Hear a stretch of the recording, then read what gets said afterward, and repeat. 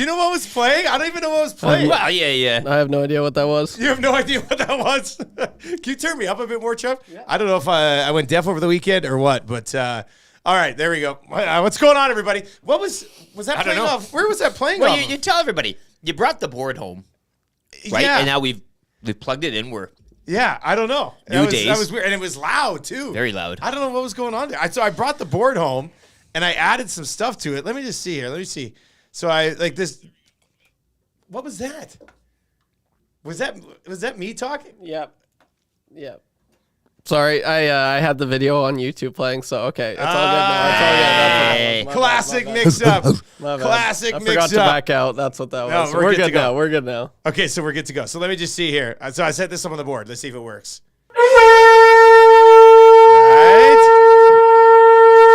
Right. Got a little bit of a soundboard going here today, so this is nice. I've added a ton of stuff for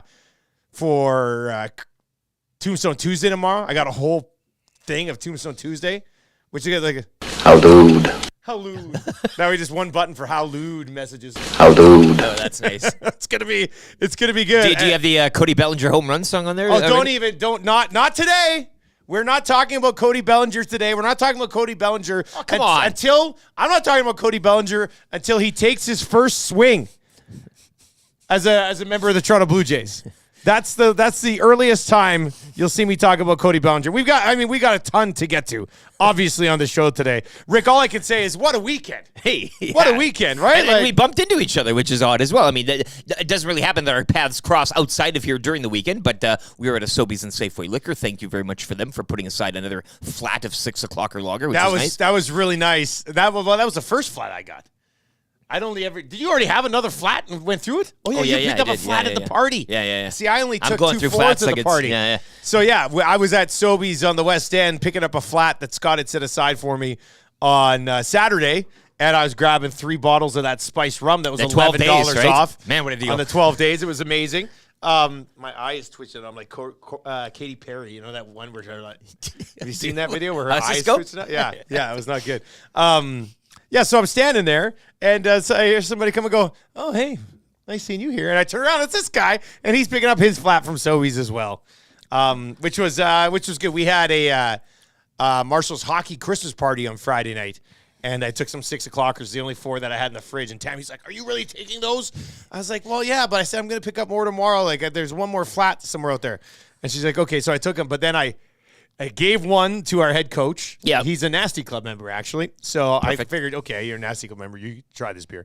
And then I traded one with my buddy Steve for, I can't remember what he gave me, but, he's a longtime listener, too. I was like, here you go, man. And they both absolutely loved it. So that was nice. That overall was that was a pretty good weekend. Solid weekend, I think. Yeah, another step towards Christmas. I thought so. Yesterday was relaxing, a nice family day. Marshall had hockey practice at like 8, and then we just chilled the rest of the day. Did some Christmas activities. Watched a ton of football yesterday. Watched the hockey game, obviously. It was a real nice Sunday. Football, hockey. I think I had beef with the lack of Christmas specials on, which I got to. I think there were 2 or 3 classics that I. Did you actually get some Christmas specials over the weekend? Yeah, it was actually. Yeah, like I feel good. Did some wrapping. Some more shopping. Things are good. Like I'm locked in. This really? Going towards this week now. Like it's a week and a half now.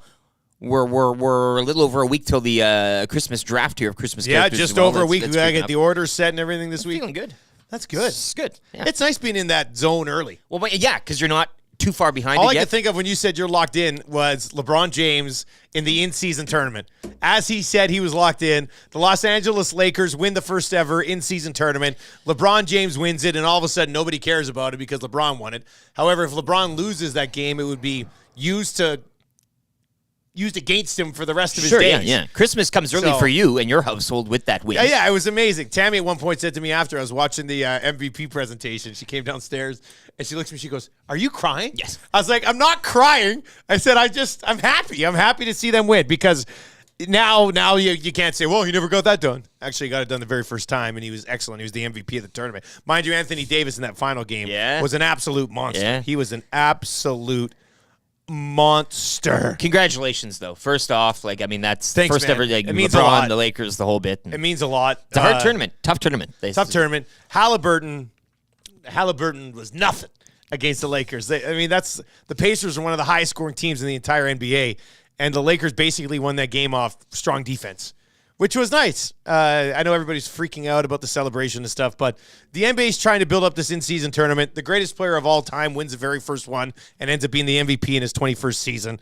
I think the NBA's. I love some people are like, "Well, you don't need this anymore." Yeah, you do, because it was very much a success for the NBA. They're having fun, and they're gonna be running this thing back now. It's a thing now. So I didn't mind it. Just if the NHL did, everybody like, "Oh, this is an amazing idea." Yeah. Black ice really and a white puck. Oh, now that would be something. Yeah, completely flip it up. I think that would be pretty cool.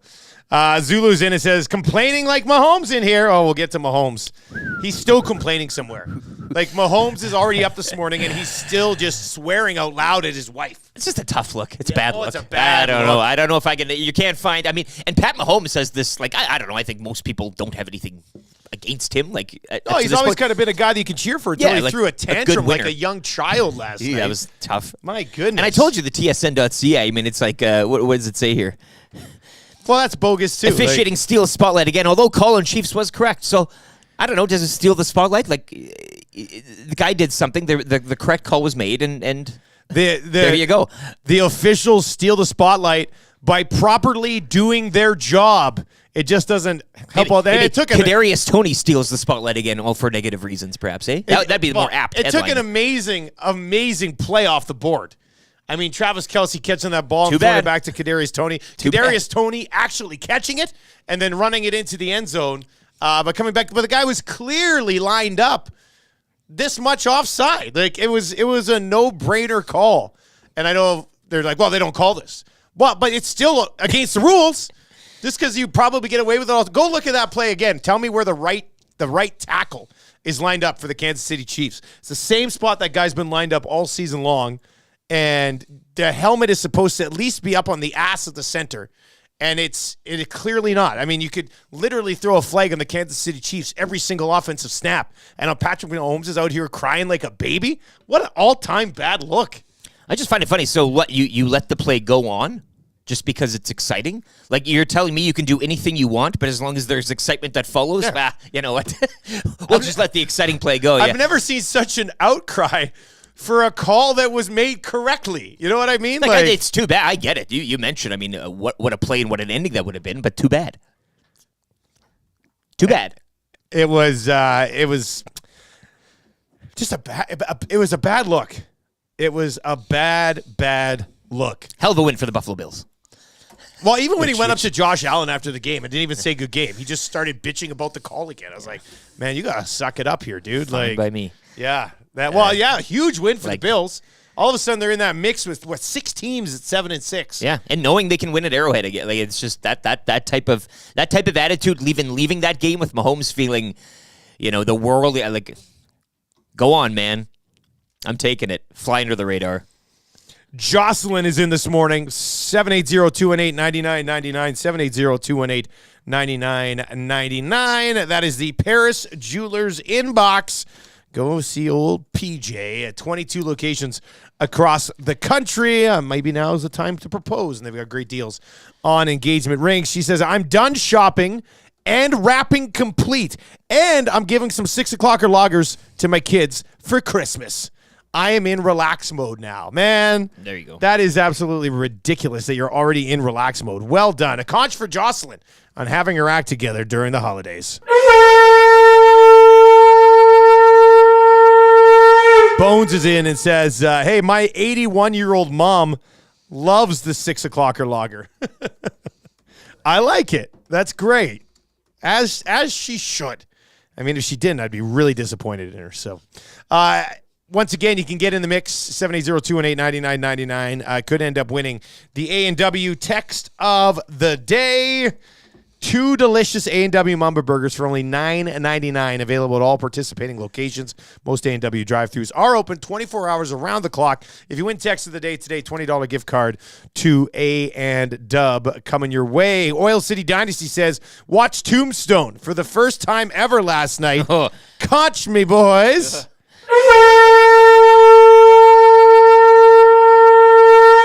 Watching Tombstone for the first time ever? Oh, dude. I'm your huckleberry. No! You tell him I'm coming! And hell's coming with me, you hear? Hell's coming with me! Skin that smoke wagon and see what happens. That is a hell of a thing for you to say to me. How sick is this Tombstone soundboard, Tombstone boys? piano. Oh, it is. I like this person turning Tombstone, though, into a Christmas movie. Yeah, it's a great. Well, it kind of is a Why Christmas not? movie. I mean, the Cowboys wear red sashes. It's a holiday color. Yeah. Anyway, Great tradition. this little soundboard. We've had this board in here for 3 months. I haven't had time to take it home and set it up properly. But this Tombstone thing, it's gonna be amazing, boys. I got this locked in here. Just at the push of a button. Absolutely incredible. Oilers have won 7 in a row. Yeah, I'm thinking I'm back. Just boop, boop, boop, boop. I got our whale and the wolf tracks locked in here. We can hit that. The club beat loop. Yeah, I got the road dog clip, just in case you want to get after it today. So that's good. Oh, I brought these bad boys back. Let's go! That was from the old show, so that's good. So anyway, the things are getting cranked up a notch. Let's just be honest. It's a Christmas miracle. Guys, if one of you drafts Santa Claus, does that take all of his various iterations off the board, i.e. Chris Kringle from Miracle on 34th Street, St. Nicholas? I think what happens here is that we all have to draft a Santa Claus. There would be a category for a Santa. Sure. And each of us would probably have to draft one, right? That would eliminate The Santa Claus. That sort of issue. I could see Matty Iwanek, if he was still commish as opposed to disgrace commish, I could see him trying to be like, there's only one Santa Claus on the board. It's true. Come on, Matty. That'd be ridiculous. How about this? My wife starts her new job today as the chief of staff to the Ontario Minister of Tourism, Culture and Sport, and CFL legend Neil Lumsden. Can I get a conch for my wife?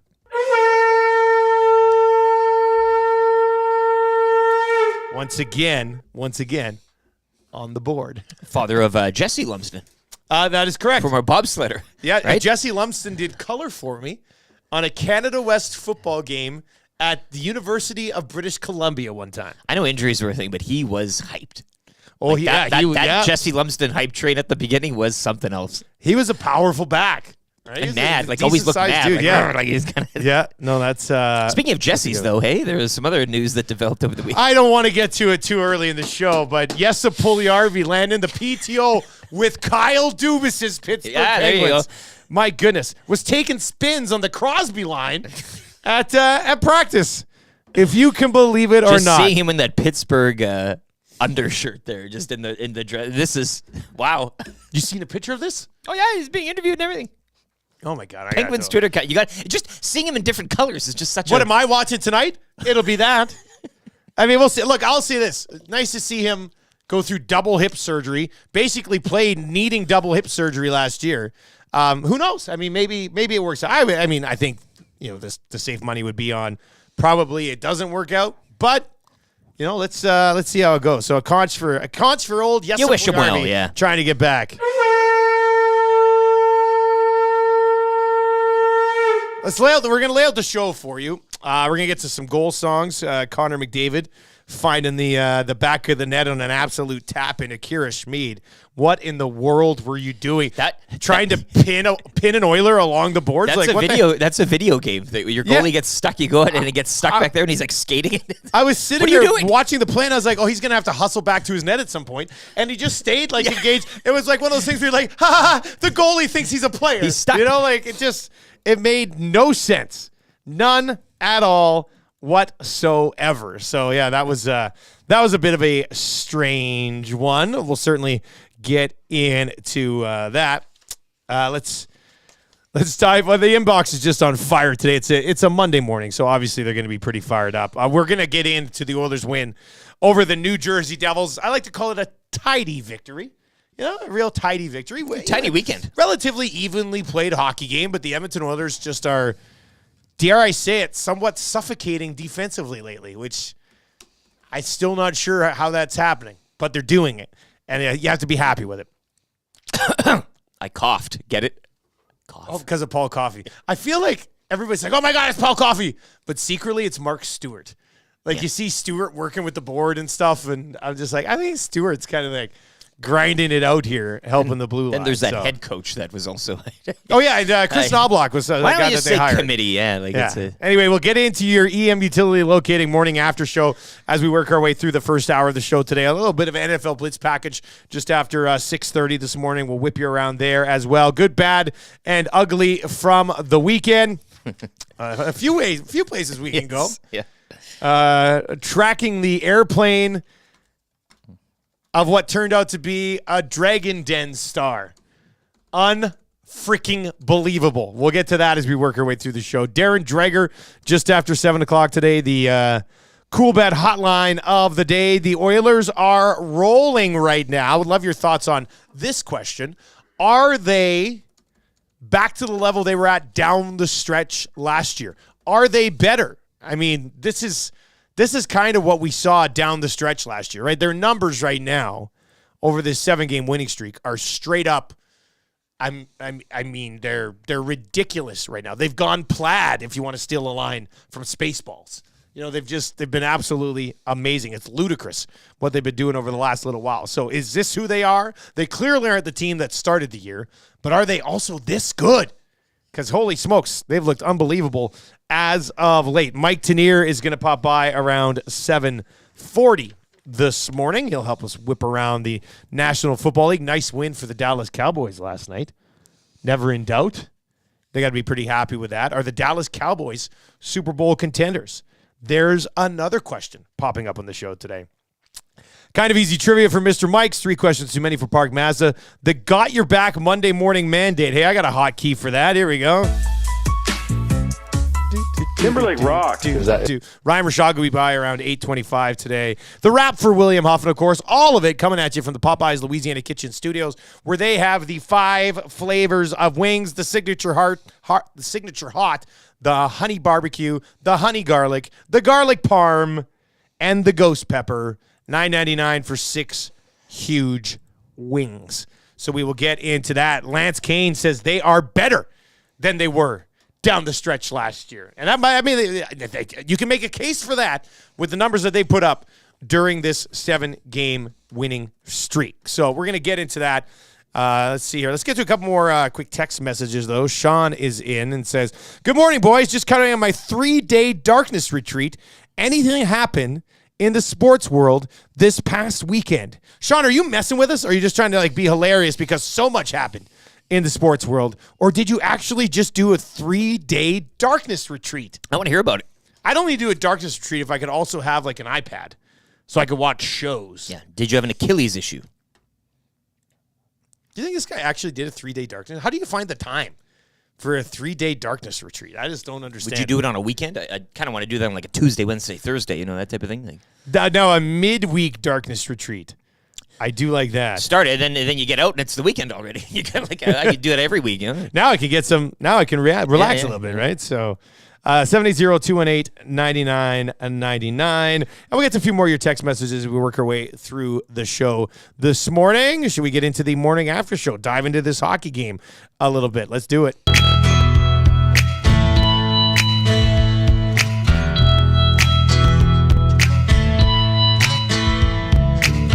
There's something happening here. The Oilers look a lot better this year. Another win, put 2 points on the board. Telling me your faith is restored. I think it's time you stop, listen, here we go. Wake up with the morning after show.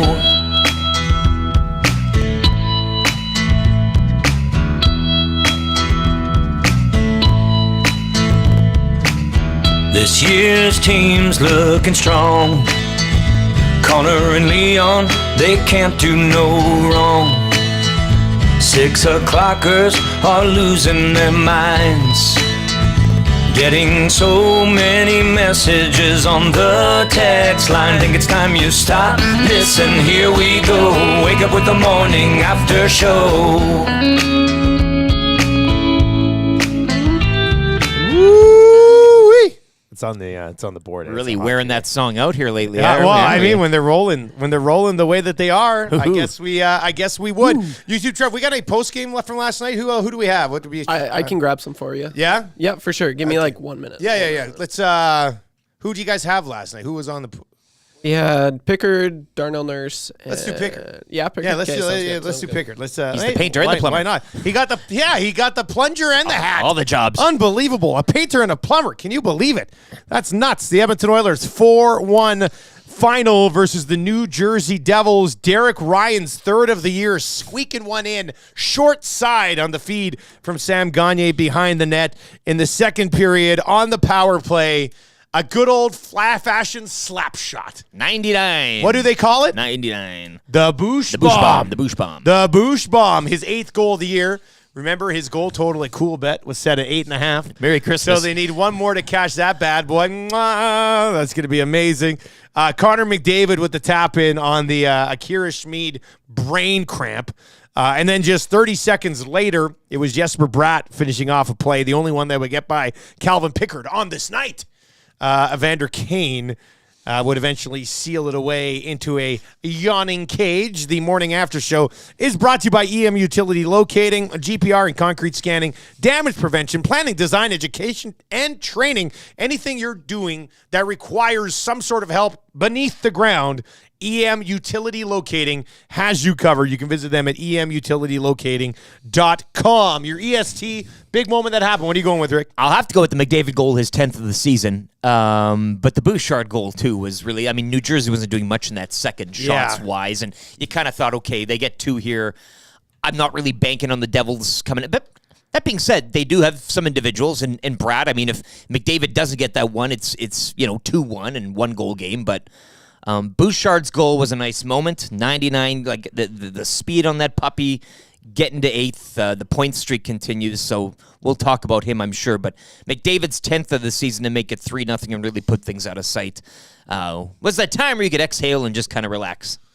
Yeah, I would. Yeah, I think that's good. I like the first goal of the game, obviously coming from the 4th line. I think that makes a significant difference. If we want to talk about Pickard, too, there was Hughes was in alone as well. And I think it was after the McDavid. Well, yeah, no, that's where I was going to go. Pickard made some outstanding saves. That's exactly where I was going to go. In, yeah. That play right at the end, right before the empty netter, because there was still over a minute left, and Hughes was right in tight, and Pickard, I mean, he didn't have to stretch out for it, but he was in great positioning and made a really good save that kept it a 3-1 hockey game, and then moments later, Evander Kane would end up sort of sealing this one away. So that would be another big moment that happened. Super stat of the night, what are you going with?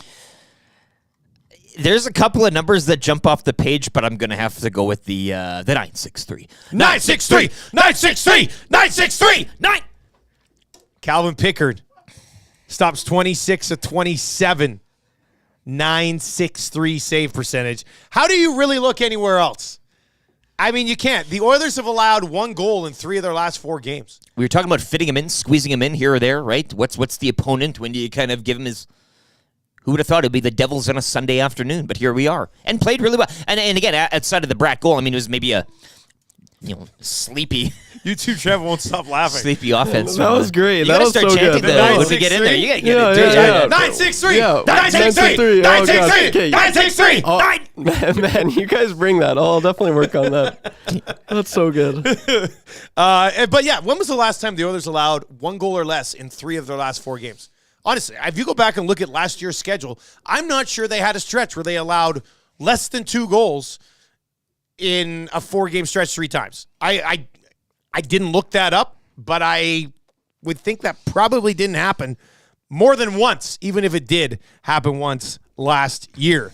The 3 stars of the hockey game last night, Calvin Pickard, Conor McDavid, and Jesper Bratt, who is the 4th star of the game, Lieutenant Eric. I'll go with the Bouch or Kane. Either Evander Kane or Evan Bouch. I know you want me to pick one here. I'm kind of struggling for either, but I mean, I think you could...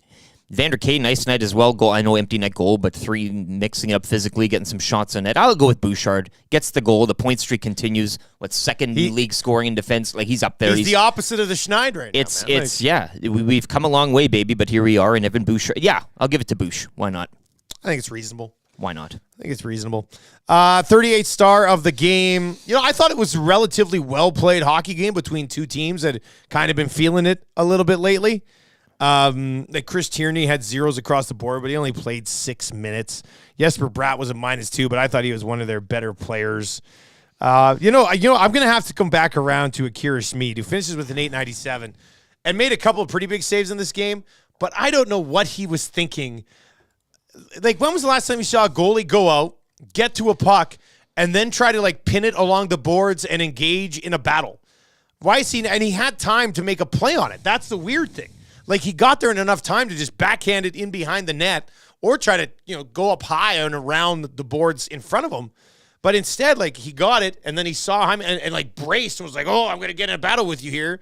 It made no sense to me. It's like when an athlete makes a play and then watches the play develop, but there was no play to watch. Yeah. It's like he did something and he's like admiring it, but there was nothing to admire. Yeah, so Akira Schmid's got to be your 38th star of the game. The EM utility locating Steady Eddie of the evening. Okay, so this is, I think people might understand where we're coming from on this one.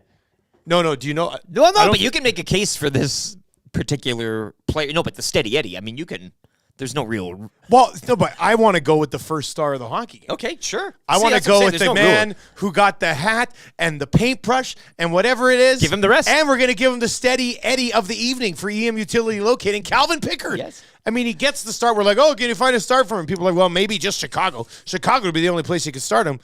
He looked. This to me goes back to, like, remember last week people were saying, call up Jack Campbell, and then you can see what you have with this team if Jack Campbell looks good behind this defense. Well, they didn't call up Jack Campbell. They probably won't call up Jack Campbell anytime soon. But they gave Pickard the start, and how did he look behind the Oilers not allowing anything down the middle? He looked pretty good last night. So I'm going to make him your EM utility locating Steady Eddie of the evening, and here's what he had to say after the game last night. It's always nice to come in and feel like you can contribute. For sure, yeah. Can't put too much pressure on yourself when you don't play very often, but feel good in practice, and I wanted to just keep it going, and I thought we played a great game all the way through. Very defensive, really good special teams, and we deserve to win. Is it difficult when, like, halfway through the game you got 7 shots? For a guy, do you want to see more? You're like, no, I'll take 7. I mean, you see all different kinds of games. There's games that happen like that, and I think they had 7 shots maybe in the first 5 minutes of the third. So they're kind of a off the rush team, and they kind of brought it in the third period. But that's hockey. Obviously, we had a lead 3-0, and that's going to happen. So I thought we tightened up pretty good, and didn't give them a ton. When you sign with the Oilers, I think it's probably as a third guy, as an emergency call-up type of guy. Did you think you'd get a chance to come in here and start a game and win in the NHL this year? Yeah, you're obviously looking for that opportunity. It hasn't happened much the last year and a half, and like I said before, you can't put too much pressure on yourself when there's few starts and few and far between. But I thought, the last couple of weeks since I've played last, we've had some really good practice time, and I feel good about my game right now. So moving forward, this game's just gonna put that confidence in my mind and just go from there. You've been around a long time. You started in the most professional buildings in the A and the NHL at some point in your life. Did you get nervous anymore? Are there any nerves? When I'm nervous, I'm not playing my game. I want to go out every game with a clear mind and, be prepared. That preparation makes me have a clear mind when I'm going out there on the ice. So felt good today. Just want to build off it. Let's do the 7 starts in a row. So I just wonder, can you explain what it's like for somebody in your position, just kind of waiting and then just get the top? What's that like? Yeah, you got to show up every day in practice. It's big. Obviously, I've been in this situation before, and when your name's called upon, you just got to go about your business the same way, whether you're playing 10 in a row or 1 out of 10. So, we have a really good goalie union here. Shorty's been great for me, and Skins as well. So, it's a good thing we got going right now, and we just got to keep it rolling. How much did it help that they played a really tight defensive game in front of you? For sure. They had their power plays too, and I thought our penalty kill was great. But yeah, 5-on-5 there wasn't a ton, and a couple saves early got me into it. So, but no, it was really good. And a couple saves late too. What did those do for your confidence? Yeah, for sure. When they pull the goalie, there's going to be some looks, especially with a lot of skill over there. So, I thought we did a really good job and kind of iced it right away. Are you at the point in your life and your career where you're savoring games like this? Like, are you not there yet? I don't want to think I'm there yet. No. I know I can play in this league. Obviously I haven't had a ton of opportunities, but this is a good game for me to build off of, and I'm looking forward to seeing what's next. You know that you're 3-0 against Jersey. Did you know that going into the game? You played them 2 times. Well, that's good. I guess I don't know if the coach threw me in for that reason, but no, it's good. I like hearing that. There you go. That is Calvin Pickard, your EM utility locating steady Eddie of the evening, picking up the win with a 9-6-3. All right, on the way in the 6 o'clock hour here, we got your good, bad, and ugly from the weekend. We got to get to a little bit of a blitz package. We still have to fully dive into the Ohtani debacle from the weekend as well. Like I said, crazy weekend in the world of sports. I don't know if that guy's confirmed yet or not, if he was, in fact, in 3 days of darkness, but I want to kind of circle back around on that here at some point as well. Let's get to a sports update for Green Plan right now. 6 o'clock hour continues momentarily.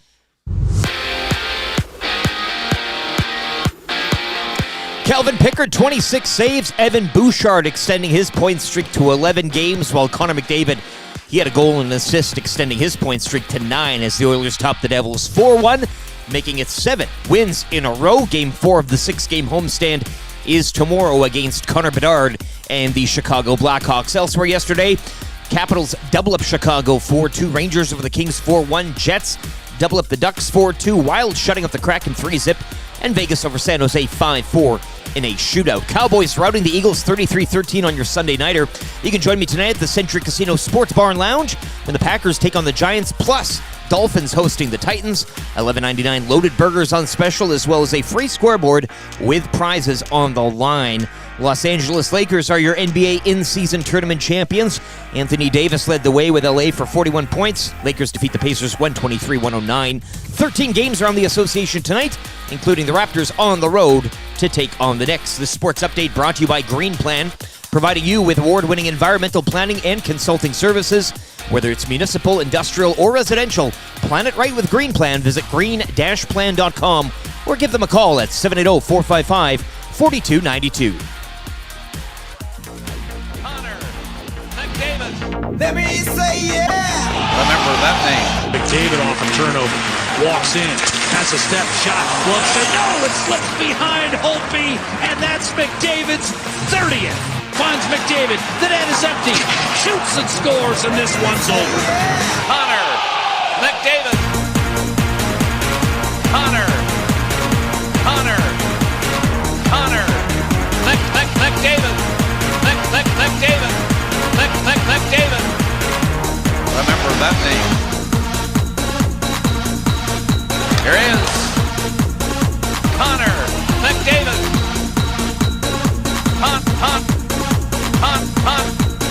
Connor McDavid. Smart move. Here is beautiful. Remember that name. No. Connor has no limit. No. Connor has no limit. Connor McDavid. Remember that name. No limits when it comes to this guy. He's simply too fast. Think he can just fly. No limits, so why do you try? He'll score on his own, or he'll give it to dry.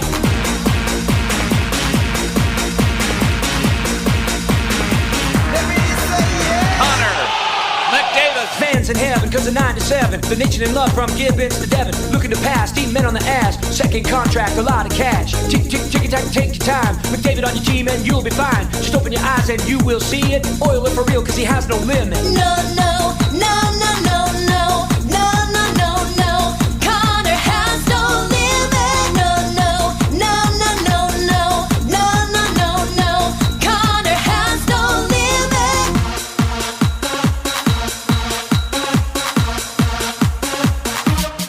Remember that name. Remember that name indeed. Connor McDavid with a tap-in. And considering the highlight reel goals that he scores on a regular basis, funny to see him just knock one in like that last night. You can text us anytime, Paris Jewelers inbox. If you are listening on EdmontonSportsTalk.com or you're listening on the TuneIn app, please feel free to tell your friends how simple it is to consume our content here at Edmonton Sports Talk. Very much would be appreciated. And thank you very much. We've had huge months in the months of October and November as the growth continues here at EST, which we are very, very excited about. Speaking of things we were excited about, on Friday, my God, Friday's show will go down as an all-time. Do you remember the Ohtani era? Friday, December 8th. That was it. That was the Ohtani era. And boy, I've never seen anything have so many different reports saying that it was basically a done deal and then it not be a done deal. And there's like a whole conspiracy theory here that's already popped up as well. Rick, this is quite the scene. Take us through Friday afternoon. Well, what happened to the sushi reservations? That's what I like. 50 plus. What if nobody's there? I think Tube Socks texted in earlier and said, you know what really sucks is when nobody's talking about Kikuchi having to phone the restaurant and be like, actually, we'll only need a table for 6. Oh. Right? Like, Yeah. Seaborn tweets out there's a press conference scheduled for 6 o'clock Eastern and a handshake. Like, how does that get out there if it's not happening?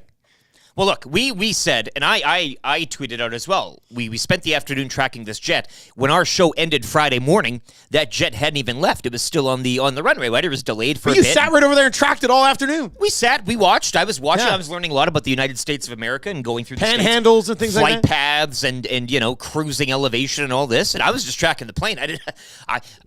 You could have had a bunch of boxes of take your pick balloons on there. I don't know. I would have rather that than the dude from Dragon's Den and Shark Tank. That was the biggest. Surprise! Yeah, I'm sitting there and I can't remember. I got home at like 3, and I was like, I want to get in a little nap. And I was like, my adrenaline was flowing. I was like, and then I saw whoever it was who tweeted out that Ohtani is not on the plane. He is still at home. Well, it was at that moment I was like, oh my God. So I went for a nap. I wake up and I hop on Twitter right away to be like, please tell me that, it's done. He signed. And I see it was Robert, what do we say? How's it? Haravec? Yeah. With Shark Tank. That's Dragon, the plane? Dragon like, or is this, Shark? I woke up and I was like, no, I'm dreaming still. Like, regardless of if Ohtani signed there or not, the dude from Shark Tank did not step off that plane. And sure as shit, that's what, sorry, kids. That's what happened. Like, I couldn't. When we left, I couldn't believe it. When I left personally, I finished tracking the plane was about to go over Lake Michigan. Yeah. So I was like, well, it's gonna. And then you get home and then what? Then it changed to, well, if he's landing at this time, how is he gonna make it through the traffic? So people are like, well, how are they going to have this press? So people are now discussing Toronto rush hour traffic and how are they? Well, maybe he was there. And then that video, the video of the airport, right? That video of somebody. I got duped by that. Ohtani walking in with his agent and somebody else, and you're thinking, and then people are like, well, that doesn't look like. I've been all over Pearson. I've never seen that room at Pearson International. So people are like, wondering when that is, and then Bruce Arthur being like, don't believe anything you see. Mac Ravel is just sitting there with a, eating grin on his face the whole day.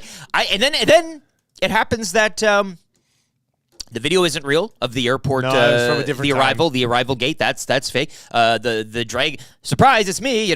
I told you I thought it'd be Nicolas Cage maybe jumping out of that thing or something. It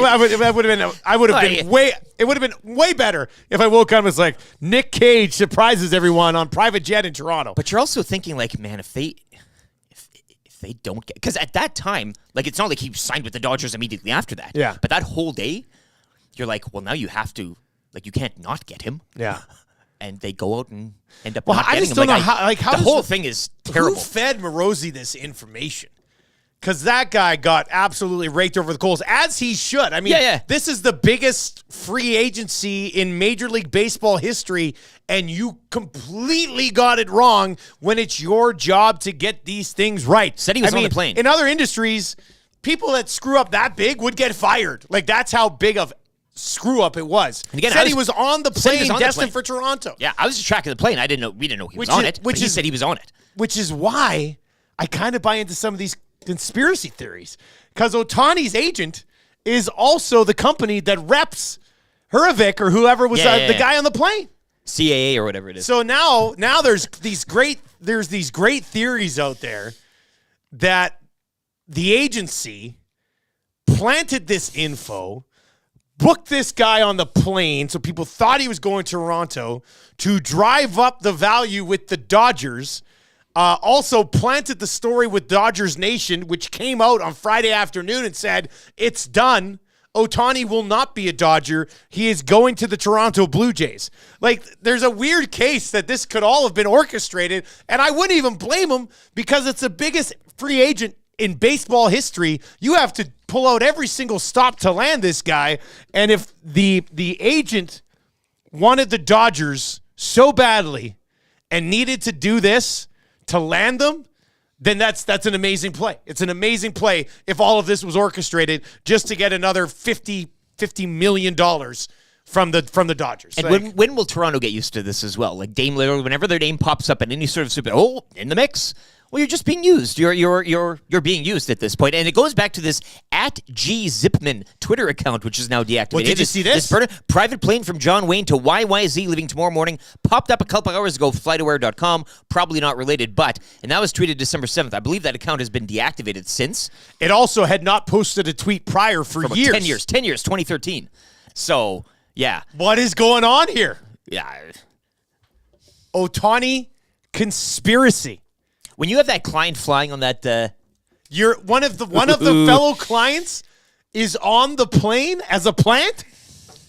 The original tweet comes from an account that hadn't been used in 10 years and then is immediately deactivated after. There is a movie about Friday at some point. There has to be. There just has to be. I mean, it's absolutely #Ohtani. What an amazing stretch in sports. Matt Kramala was getting absolutely raked over the coals because he's never signing in Canada. And then when it looked like he was, Toronto people were like, oh, yeah? Well, what do you think now? And then in the end, Matt Kramala texted me. He goes, check it out. My tweet got 1 million views. And he goes, and I'm saving all the receipts. I was just like, oh, God. Ain't shaking his head now, good. Yeah. So I don't know. Like, are we crazy to buy into the conspiracy theory? For all we know, the sushi thing, they could have easily called the restaurant, been like, oh, we need to book it. Okay, and what's your name, sir? Oh, my name's Kikuchi. And then it gets out, oh my God, Kikuchi just booked this. I'm loving it. I hope it's all true.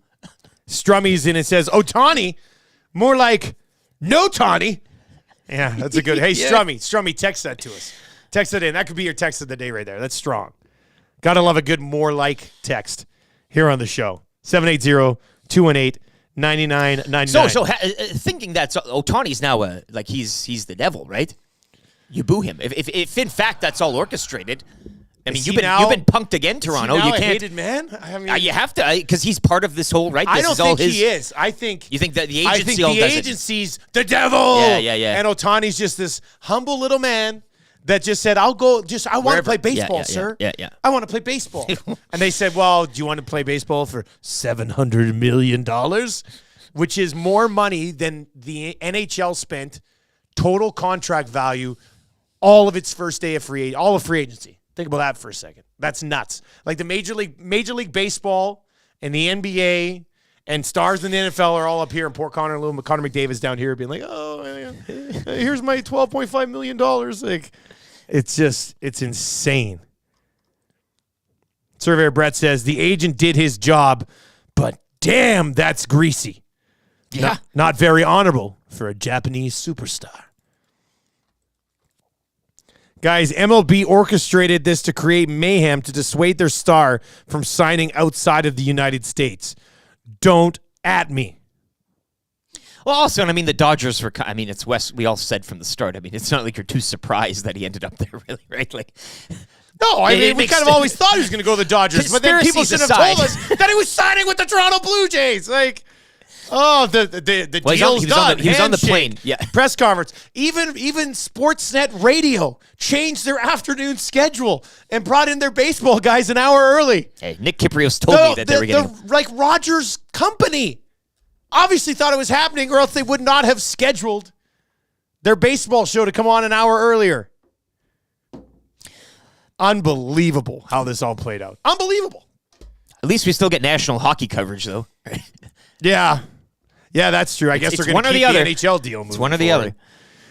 Good morning, boys. This weekend, my wife and I found out our second baby is going to be a boy. My name shall carry on. Conch me, California Sam. The name shall carry on. Well done, California Sam. Well done. It's wild to me. It was a wild time. It was a hell of a show. Oh, the fact that it happened right when the show got kicked, and Morrissey, the tweets and everything. It was amazing for us.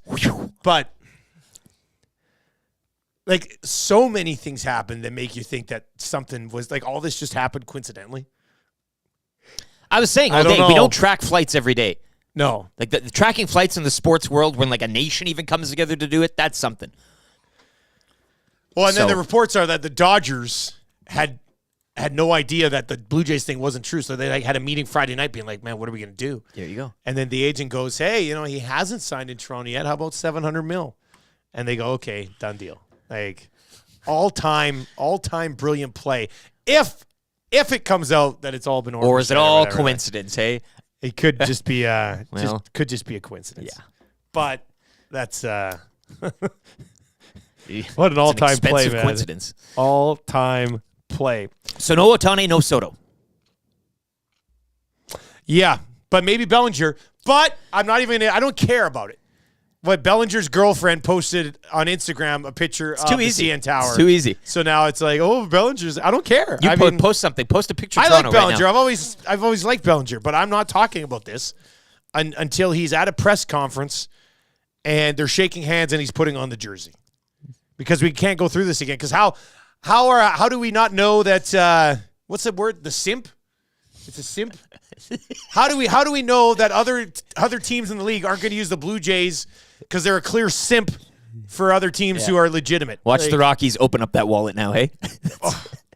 Tweet out a picture of the Sky Dome and boom, you're getting. I think my favorite tweet from the entire weekend was the Dodgers matched the $700 million that the A's were offering. The A's were offering $1 for 700 million years. $1 per season for 700 million years. Take that, Bobby Bonilla.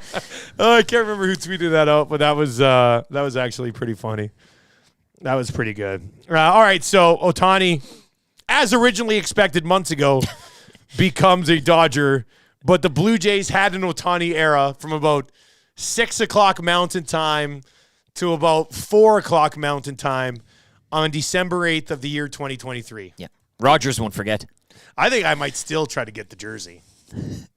Why not? I don't know. Why not? I mean, it'd be a funny play. By all accounts, the press conference was scheduled. Just 6 o'clock Eastern. OH ... Oh. Oh. That's actually half really the number. funny. Yeah. Oh, that's good, man. That's really good. All right. I mean, we're gonna have Mike Tanier pop by to talk some NFL with us in hour number 2. So let's just get into our good, bad, and ugly from the weekend. What would be your good from the weekend, buddy? Nobody circles the wagons like the Buffalo Bills, and they are back 7-6, winning in Arrowhead. Like they do, but no, it's getting back in the good graces. Everybody talks about the Bills' schedule and how hard it is and how they'll never win another game. Beating this Chiefs team, and you can talk about the Chiefs and maybe themselves feeling a little bit of rocky road or dysfunction right now. They've but a win is a win. 3 of 4, by the way. Win is a win, exactly. 2017, as they were saying, Romo and co, the first team to get to 20, and they did it. 2017 Buffalo Bills, they're back, baby. They're back. You're on call, AFC wild card picture. Oh, well, the Browns leading the way with Joe Flacco. When you actually look at it, well, really, well, Joe Flacco though. No, I know, but it's Flacco had a game, man. None of this should be happening. Like I know. I had it's David Njoku on my bench. Fantasy football is dead to me. You talk about coming back here, and I'm gonna put my good on a couple of comeback stories that are close to the heart for me. Okay. Yes, the Puljujarvi getting another crack at it. Nice, fresh off the double hip surgery. Let's see if it works. Just a PTO. See how it goes. And then a Bronny James. Once an arch rival of yours truly when he was a young child, and I claimed for years that I could beat him one-on-one. Now he was like 9, 10, 11 years old at the time. I still claim I could have beaten 10-year-old Bronny in one-on-one, and you'll never be able to prove that I couldn't. So I know I could. But now to see one of my arch rivals get to USC, have the medical issues that he's had, and get back on the floor in front of his daddy. It was nice to see. And he hit a 3, he had a nice 3 for his first points at USC, had a huge chase down block just to chip off the old block. Not a dry eye in your household. Watching daddy win the in-season tournament and then watching son do his thing. What a weekend for both the James and Nielsen families. It just went a long way. So, no, it's good to see these guys, for Bronny to get healthy as a young guy, and then for Jesse Puljujarvi to maybe get a crack at it with the Pittsburgh Penguins, who do need some bodies. Penguins are not having a great season, so maybe there's an opportunity for him to find some game action there and go from there. What about your bad from the weekend? Well, we go back to the NFL picture in a 3-0 final. That's my bad, too. That's hilarious. And you're like, 6-0. Hey, 6-0. That's the bottom of the barrel here when it comes to final scores in mid-season. And no. We the challenge was set, and the Vikings and Raiders answered the bell. And not until late, right? 2-minute warning. There's the game-winning field goal there. So, a real, I don't know what you want to call it, but Vikings shutting out the Raiders 3-0. You'll never, ever be able to criticize a CFL game ever again because, first of all, CFL games rarely have both teams under 20 points, let alone both teams scoreless with 3 minutes left in a football game. And it's the scoreless thing here that I think we're now glossing over. Yes, 3-0 looks, but there have been a lot of shutouts this season, more so than... And not being able to score points in football. I mean, getting shut out in football is a tough look. There have been a lot this season. 3-0, though. That, outside of... And I hold my breath, because next week it's probably the... I mean, you name two teams. There'll be another dud. It has not been a safety. good. Yeah. We'll get a safety. 2-0. It has not been a good season for NFL football. There are some great teams, but there are a bunch of god-awful teams. I mean, the quarterback matchup here, Nick Mullins v. Aiden O'Connell. I don't know if you want me to go through the numbers. I don't need to be. We'll but say it. The NFL has a quarterback problem. Yeah, so it's as simple as that. A third of the quarterbacks in this league that are starting right now probably shouldn't be starting. But that's a really, really, really bad look. And do not text in today and go, well, it was overall a great defensive game. I really like that game. Come on. Shut up. It was an awful, awful football game.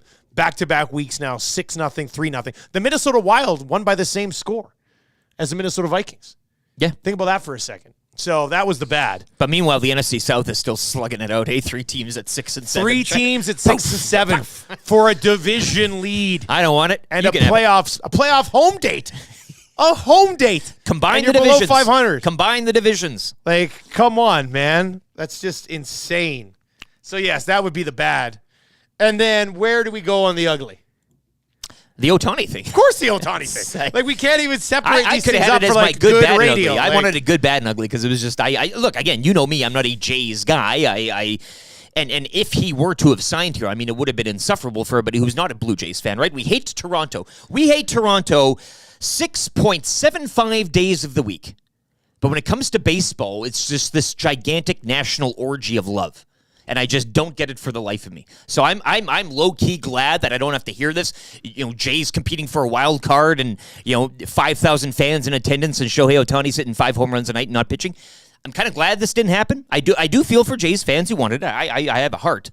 But I mean, the whole situation outside of it, whoever you pull for or whatever, was just... And I'm talking about Morosi. It's the reporting, it's all of this, but this is 2023. This is how we do things, right? Press conference scheduled. That tweet alone was the one that one was a tough one. I mean, you can't tough do for the Seymour. handshake thing. Tough look for Adam to throw out press do you even do conference that? scheduled, and then the handshake. Somebody's telling you that, Exactly. The handshake. Or you're just making it up because it looks like a done deal. But he at would that point- have had to have been told, the timing of the press conference. So what the hell happened here? How do you get an exact timing of a press conference for something that you never even had a sniff? Here's a conspiracy. Ohtani was there, and they fumbled the ball at the last minute, right? And then they used the Robert Garevic to save the day and everybody. So they land, and Ohtani's like, no, put me in your secret compartment. So he hid, and then Garevic got off with his 2 kids, and then the plane flew away. Did anybody track this plane once it left Toronto? That's what I want to know. Because was it close at all near the end then? Probably not. He talked. Remember? He went and saw Dunedin. I have no idea. Nobody ever knows how this works. We had Dunedin. JCD says, guys, they're 2 different games completely. CFL field is 10 times the size of an NFL field. Well, it's not 10 times 10 the times. size. Whoa. But like I replied to him in the nasty chat, this is why the CFL is a much more entertaining product. The field is bigger. Yes. The game It is more allows you entertaining. to, I mean, some NFL games are great too. I get it. But what did I say on the PFF scores? Remember, it was like 3 weeks ago. I laid it out. The CFL games are grading out from PFF at like 2 points per game higher. Their PFF score for a CFL game this year was like 7.5. In the NFL, it's like 5.5. And that's before they dropped these 6-0 and 3-0 games on us. So. You're no stranger to a dance floor. Would you rather be in a dance hall or a phone booth? Oh, you have much more fun in a dance hall. Yeah, I mean, it's I'd much be more able to see your entertaining to watch talents. people in dance hall. Yeah, in a phone booth. Yeah, that's okay. You know, people are coming around on it, which I think is it's excellent. Yeah, Rip City Steps. $700 million for a DH. Good luck. Yeah. I mean, that's what we all say now, right? Like all-time horrible signing by the Dodgers. For a DH. Are you kidding me? This contract's going to expire when he's like 40.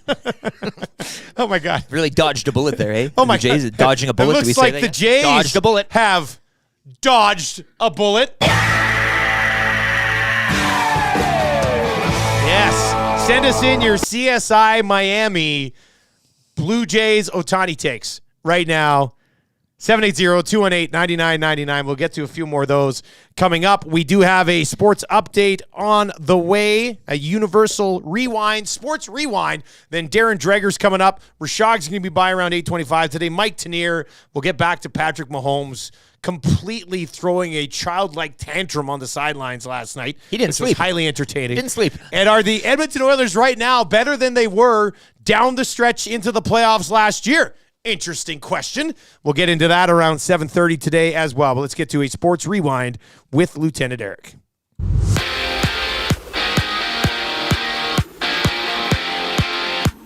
Edmonton Oilers. They've won 7 straight following a 4-1 victory over the Devils yesterday from Rogers Place. Calvin Pickard, 26 saves in his season debut. Evan Bouchard extending his point streak to 11 games. Conor McDavid with a goal and assist extending his point streak to 9. Game 4 of the 6-game homestand goes tomorrow against the Chicago Blackhawks. Blackhawks doubled up by the Capitals yesterday, 4-2. Rangers over the Kings, 4-1. Jets, 4-2 victors over the Ducks. The Wild shutting out Seattle 3-0.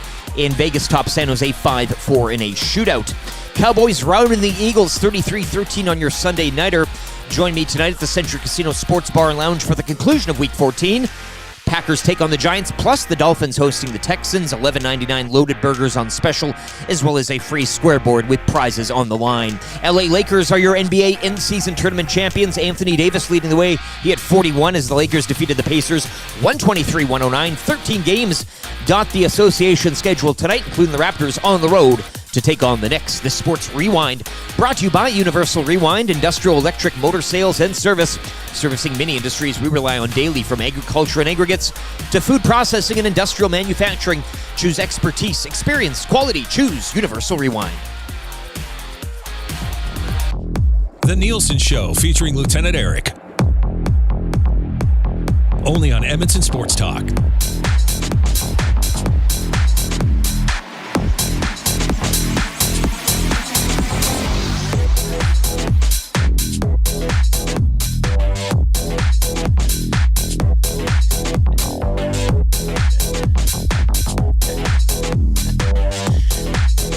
7:01 on the Nielsen Show. Thank you very much for being here. We are coming at you live from the Popeyes Louisiana Kitchen Studios. 5 flavors of wings now available at Popeyes. All of them delicious. They all come on like a breaded, huge wing. Mwah. You're going to love them. We haven't heard a bad thing about these yet. And you know why? Because there's nothing bad about them. They're absolutely delicious. DoorDash, Skip the Dishes, and Uber Eats at Popeyes to get your hands on those ones.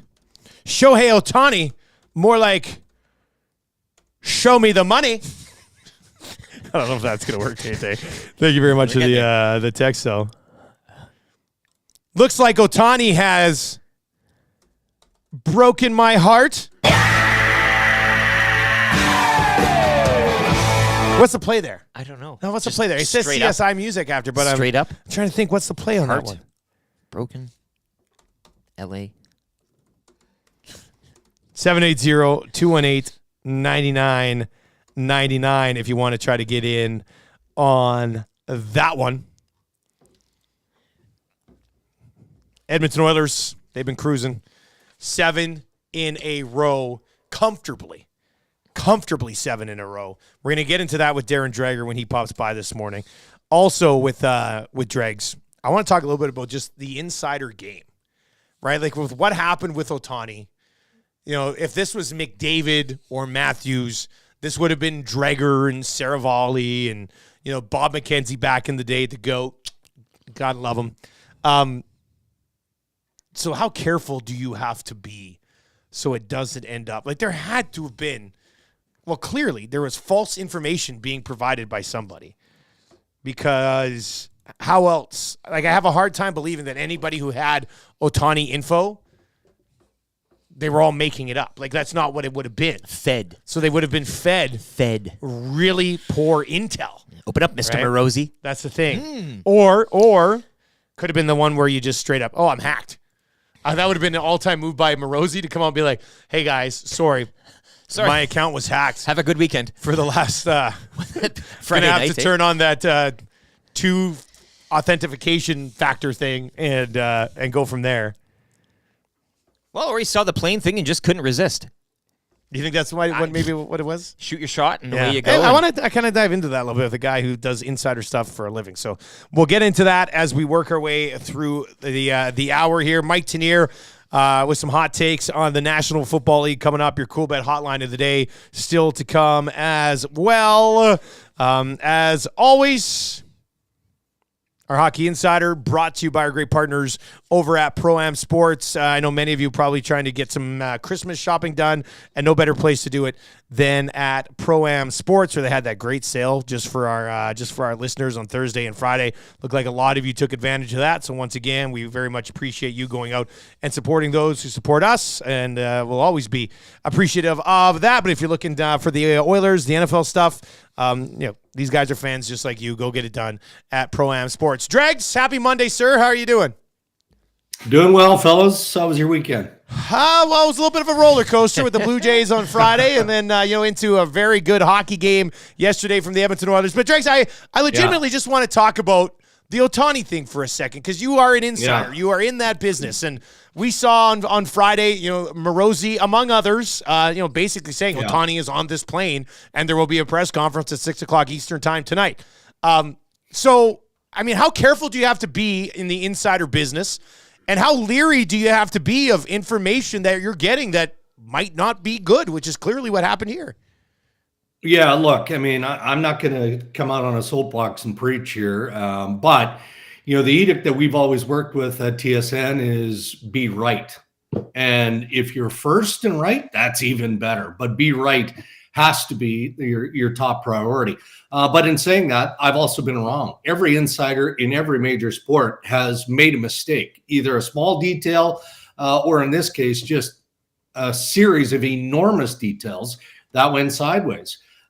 It's part of the business, but maybe in a story of this magnitude, you almost get intoxicated by what you're hearing.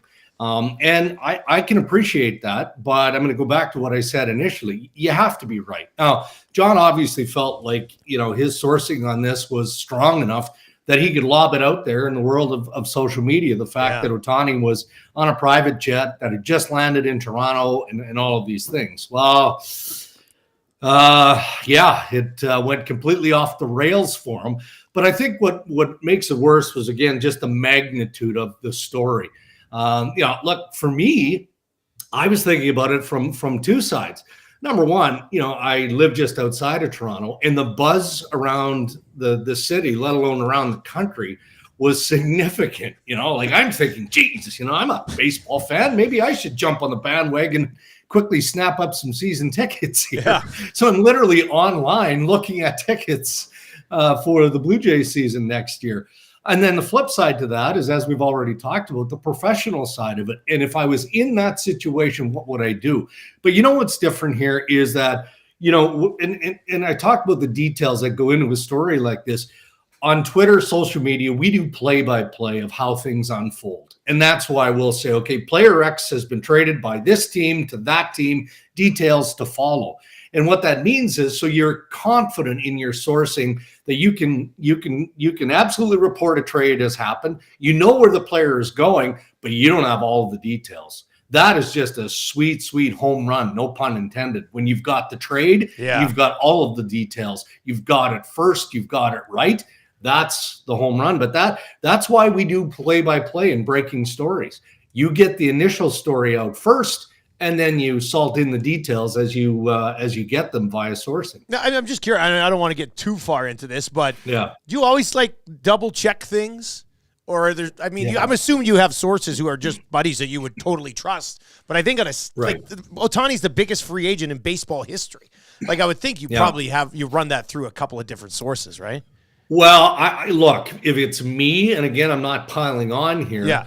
I would need to have that directly from the organization. And, we're not talking about, a lower level management piece here. You're talking about somebody who is deeply involved in the process, or you're getting it directly from the player camp. And that's not a friend of Ohtani. That's the agent, or again, somebody absolutely deeply involved. I mean, that's how we do our business at the NHL level. The old adage of journalism is you've got to have multiple sources, right? Yes. I mean, in a perfect world, that's true. But if you've got an NHL general manager telling you that he has just made a trade or has just signed the player and is giving you that information, at least in my world, that's enough to go with. So it depends, but you can't have second, third hand sources when you're putting out breaking news. What a fascinating Friday, though, man. That was an all-timer. It was and then the guy else. from Dragon's Den steps off the plate, and I was like, oh, my God. That was too good. All right, the Edmonton Oilers, they've won 7 in a row. We were talking about it this morning. I mean, they look just as good, if not better, than they did down the stretch last year. And, I mean, the numbers they're putting up right now, like they're scoring 5 goals a game. They're allowing 1.5. It's not sustainable to be as good as they've been for the last 7 games. But this looks like the team that we expected coming out of the gate now, right, Dregs? Yeah, and they're starting to make some headway in terms of climbing up the standings. What I mean by that is you're talking about wild card standings here. The Vegas Golden Knights don't seem like they're interested in relinquishing top spot anytime soon overall. But it's just, again, another example of how difficult the game is, the parity that exists across the NHL. But also, and you get hockey analysts who preach about this all the time, Ray Ferraro does on our podcast every week when we talk about the Oilers and the Maple Leafs, and you're talking about contending teams here, is that individual guys have to just know their role and commit to playing in that role. And now that's what you're seeing from Darnell Nurse. And that's what you're seeing more of from Bouchard, who, is not just an offensive player. He can play good defensively, and that's the game he's playing. And when everybody plays within a structure, that takes the heat off your goaltending. So Cal Pickard can come in, and, he can give them a level of goaltending that you can win with in the NHL on a consistent basis. And I loved his comments post-game. You're talking about a guy here who has been fighting to get back into the NHL circle. And he said it last night. I'll paraphrase, but he basically said, look, I've never lost my self-confidence. I know I'm an NHL-worthy goaltender. I know that I haven't been given the opportunity that maybe I deserved or maybe I should have had to this point, but I'm certainly aware of the opportunity I have now, and I'm going to make the best of it. I mean, that's exactly the level of confidence you want from every player, let alone a goaltender. So it's not just McDavid and the big boys putting up the points. That goes without saying. They're not winning without that level of contribution. I just like the overall game right now. And Darren, maybe a lot of that can go to the coaching change and Chris Knobloch coming in. I know that was kind of when it happened. A lot of fans here, Jay Woodcroft, winningest coach percentage-wise, but something needed to change. And I know you talk to people here now, and it's either Paul Coffey or you mentioned Stewart when it comes to special teams, but Chris Knobloch's the main man, the HC. Just your thoughts on that coaching change, and do you maybe see one individual or just maybe more of the group now, Stewart, Coffey, and Knobloch heading this thing as to, ushering in that structure that's led to everything else and all the success in net and et cetera? Yeah, look, I mean, it has to be a credit that goes to the entire group. I'm sure game by game, day by day is probably more specific. Chris Knobloch has brought with him not only a different voice, but some different ideas that are bounced around the coaching staff, bounced around management. I mean, let's not lose sight of the fact that, yes, you have, independent offices here in Kenny Hall and the general managers, who's a highly decorated NHL executive. But I think of Jeff Jackson, and Jeff Jackson was in hockey management before he was a player agent. This guy played professionally. I mean, these are all astute hockey minds that have come together. And it's not like Jay Woodcroft was a bad coach. Now I'm thinking, as I talk out loud here, of Dean Evison. What was it, a day after he got fired by the Minnesota Wild? His comment, look, I didn't wake up and feel like I'm a crappy coach. I know I'm a good coach. Well, Jay Woodcroft knows he's a good coach. But sometimes it's the different perspective that is brought in. But more than that, it's the players looking in the mirror and recognizing that because of their shoddy play and inconsistency, they cost two good men their livelihoods in Woodcroft and in Dave Manson. And that's an exaggeration because these guys are still getting paid. Yeah. But they're going to coach again. Jay Woodcroft is going to coach again in the National Hockey League. So I think it's a collection of things. I think it's the players taking ownership. That's priority number one, and they're doing that. But maybe it is some fresh minds and different voices that have been added to this mix that kind of brought it all together. TSN Hockey Insider Darren Dreger with us here on Edmonton Sports Talk this morning, brought to you by our great partners over at Pro-Am. A little bit of a nasty weekend around the National Hockey League. How do you, first of all, let's just quickly start with David Perron. Is there a suspension coming there? Big time. Yeah, right? no question. In person. Yeah, and it is in person. I'm not going to lie. I did radio in Toronto this morning, and I'd overlooked that detail. I knew there was a hearing. I just didn't realize it was in person. I think that the one thing that Paris does well and the Department of Player Safety does well is they measure everything that goes into the final act and incident. So obviously what they saw David Perron do was enough to bring him in person. And normally that means, of course, 5 games or more. I didn't see it that way. Was it nasty? Was it dirty? Was it unacceptable? Yes. But you do have to take a look at the collection of everything that went into that game. That game turned ugly in a hurry. It really, truly did. Goodbranson, I mean, you look at what went down there, and then more recently you look at Ryan Strome taking out Kyle Connor of the Winnipeg Jets last night. This is the most surprising of everything that we saw in the last couple of days that has made George Parros the busiest guy in the National Hockey League. Ryan Strome isn't getting suspended. He's not. At least that's what I'm being told as of this morning. Maybe Parros has a change of mind on this, but they felt like the call on the ice and the fact that Ryan Strome didn't change his position or his stride, that knee on knee was sufficiently handled by the major penalty that was assessed. I don't quite see it that way. I think it was a dangerous play, and I think that in this case, Ryan Strome he had enough time to change his position. So even though he didn't change his position, there was knee-on-knee contact that could have been avoided there.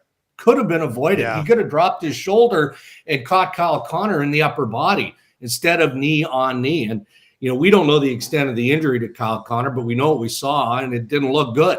And he's such an integral part of the success of the Winnipeg Jets. So, yeah, it's sort of ironic, coincidental, because we talked to George Parros at the Board of Governors meetings in Seattle last week. He jinxed himself because he talked about essentially how quiet it's been, but he did say, I learned a long time ago that there'll be a lot more to come, and it was profound. Well, it's funny because as you were laying it out, I was like, man, we haven't had this discussion lots on the new show. Like, we haven't had a lot of things to talk about. Usually it's like once a week there's some sort of play where like, is this guy going to be suspended for? Now, the Goodbranson thing's very interesting because he just lost his mind.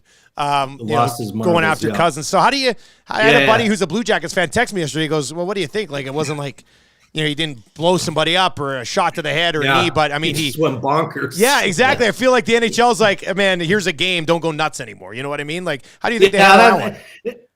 Agreed. And that's, again, how I tried to describe everything this morning and was completely off base on Perron. But that's what it looked like to me. A game, maybe. 2, maybe. Let's keep in mind here, we're not that far removed from Jacob Trouba clipping Frederick in the side of the head with his stick and getting away with a fine. Yeah. And the explanation privately was, well, you know what? He was leaning back at the time. We believed that he was trying to clip him in the shoulder or in the arm. And as he leaned, he instead tagged him on the side of the head. Well, the way I grew up, covering the National Hockey League is you have to be, aware and mindful and in control of your stick at all times. So that didn't raise to the level of suspension, but I suspect that Goodbranson maybe gets a game too if they really think he crossed the line, and I don't see it that way. Dregs, last one for you before we let you go. Pittsburgh Penguins, the PTO for former Oiler Jesse Puljujarvi, coming off double hip surgery. What are they looking for? Like, I know they're second last in their division. It has not been a good year. They don't allow many goals, but they don't score many goals. What would they have to see from him for him to actually get a contract out of this? Yeah, I mean, just a little bit of consistency. And I was going to use the word bite. That's not the game that he plays, but a heaviness to his game. He's fresh legs, literally. I mean, he's coming off a very, very invasive hip surgery. I remember seeing the video when he first had the surgery. I didn't think this guy was playing again. He was moving around on a walker. He was deeply in pain. Now, it could have been hours removed from having that surgery. But look, I mean, they must have enough video evidence to know that he can at least give it a go and try. And if he can keep up pace and can provide that heaviness to his game on the forecheck, net front, all of those things, he's young enough that where's the harm in trying here? Yeah. The Penguins definitely need something. Do I think the Jesse Puljujarvi is the savior that's coming in? That power play is just wildly off kilter. I mean, he's not going to do anything there. We know this. But he's fresh meat, so why not give it a try? There's no harm in trying. Man, I did not think we'd be talking about a Penguins power play being off kilter with the pieces that they have there. Like that. Yeah, that's insane. All right, Dregs, well, appreciate the chat today, man. We'll catch up next Monday. Have a good week. Yeah, you too, guys. Thank you. There you go. That is Darren Dreger, Hockey Insider today, brought to you by Pro-Am Sports, your locally owned sports memorabilia and apparel specialist located at Edmonton, St. Albert Trail, and 128th Ave, 1 block north of the Yellowhead. Of course, you can visit them online and do all your Christmas shopping right there on the website, proamsports.ca. Like you, they are sports nerds too. Interesting conversation there with Darren Dreger on the Edmonton Oilers. And, somebody did text in and basically say, guys, are the Edmonton Oilers better than they were last year? And I tweeted this graphic out. This is prior to the 4-1 win. This is the Oilers over the first 6 games of the 7-game winning streak. They were 6-0. They scored 5 goals per game. They were only allowing 1.83 goals per game. That number went down after yesterday's game. The goals per game would have come down slightly. Their power play over the first 6 games of this winning streak was at 45%. And the penalty kill was at 95%. So I know some people are like, Dusty, how can you say this isn't sustainable? Well, of course it's not sustainable. They're not going to sustain a power play at 45% for the rest of the season, and they're probably not going to sustain a penalty kill at 95%. But what has happened here is that they've gone on a run where they're playing extremely well, and on top of that, they're getting the bounces that they weren't getting at the beginning of the year, and they've dialed things in a little bit defensively, and Conor McDavid's gone straight up supernova again for a stretch here, and they've used this 7-game winning streak to get back in the mix. What are they, 3 points back of a wild card spot right now? Game in hand. So it's like a toilet seat, hey? Heard that one before, the right? ups and downs. The ups and downs. So what you're saying is there's a mushy middle somewhere, or no? Yeah, well, they're clearly not the team they were to start the year. Yeah. I'm not sure, in the playoffs, we'd see this team that's winning goals on average by more than 3 goals per game during this 7-game stretch. But I would say that the team that we were expecting to see is closer to this team than the other team that we saw for the first 6 weeks of the season. Fair. You know what I mean? Yeah, like, fair. They're not going to be this good the rest of the way, but they could be, this good, a tier below the rest of the way, where they settle in with just consistent play. So where do you come out on that? You can hit us up, 780-218-9999 in the Paris Jewelers inbox, or, of course, in the nasty chat as well, and we will we'll get to those as we continue to work our way through the show this morning. I don't think that's an unfair take. As for sure, I've always been a glass half have full type of guy. We call you Mr. Positivity even right when there. they were struggling off the top, everyone's like, Dusty, you're way too positive about this team, right? So now you get super positive, and people are like, you're probably selling it too high. Probably selling too high on this right now. 780-218-9999. So are the Oilers better than they were down the stretch last season? Is the team playing right now better than the way they were playing when they went on that insane run down the stretch and into the playoffs? And I guess I would answer it in, I think they might be, just because they're not giving up as much as they were even down the stretch last year. Like, there's nothing in the middle. I don't know. Like, all of a sudden, they're not giving up anything down the middle of the ice. Like, when was the last time a guy was completely wide open 6 feet in front of the net? Like, it's not happening anymore. They're not having to outscore issues, I think, which was like one of those things. So that, and maybe you feel as a fan, you're like, this is a little weird. It's a weird place to be right now where they're not having to outscore their issues. And as well, going back to last season, and there are arguments that, it's the end of the season. I mean, you're putting up a good run against maybe teams that maybe aren't in it anymore. Arguably, that's the debate there. I would look at this and say, in the meat of the season, how they started to claw their way back and playing as they are right now prior to Christmas, when teams had to have this. Well, they had to, right? but all these other teams too have to have games now. It's not like, again, going to the end of the season, you could maybe like slice it halfway and say half of these teams are maybe even jostling for a lottery position at that point. So I think this stage of the season, seeing what they're doing, having the start they had is much more impressive than what they tallied off at the end of last season. All right, what say you? 780-218-9999 or in the nasty chat today. This text is in. It says, I say they're playing better now than last year. Down the stretch, their competition was bottom feeders. Yeah. Right now, they're playing some decent teams, which is a good way to look at it. However, I will say this. Doofishp in the nasty chat points out, calm down, Oilers fans. They've beaten teams on back-to-backs. Oh, yeah. And Mini was game 3 in 4 days. That's which been is a fair, thing. Which is fair, and that's completely fair take. But that's the thing. You still have to take advantage of those spots. Yep. Good teams and do. They did. Remember Friday, I was like, man, I love this spot for that team, right? That was a team that was coming in gassed, and they ended up getting it done. But you still have to not have a letdown. You still have to take care of business, and that's how you put together the 6 or 7 game win streak that you needed to get your team back into the mix. And now they just got back to 500. Like, that's how bad they were. They've just won 7 in a row, and all they've accomplished is getting back to 500 and still being out of a playoff spot. Like, that's how dire of situation they were in. But it's trended in the right direction. They've taken advantage of some teams in bad spots, which is what you would require if you're going to try to go on a run here on the homestand. And now we'll see how they finish it. They started it by winning 3 in a row.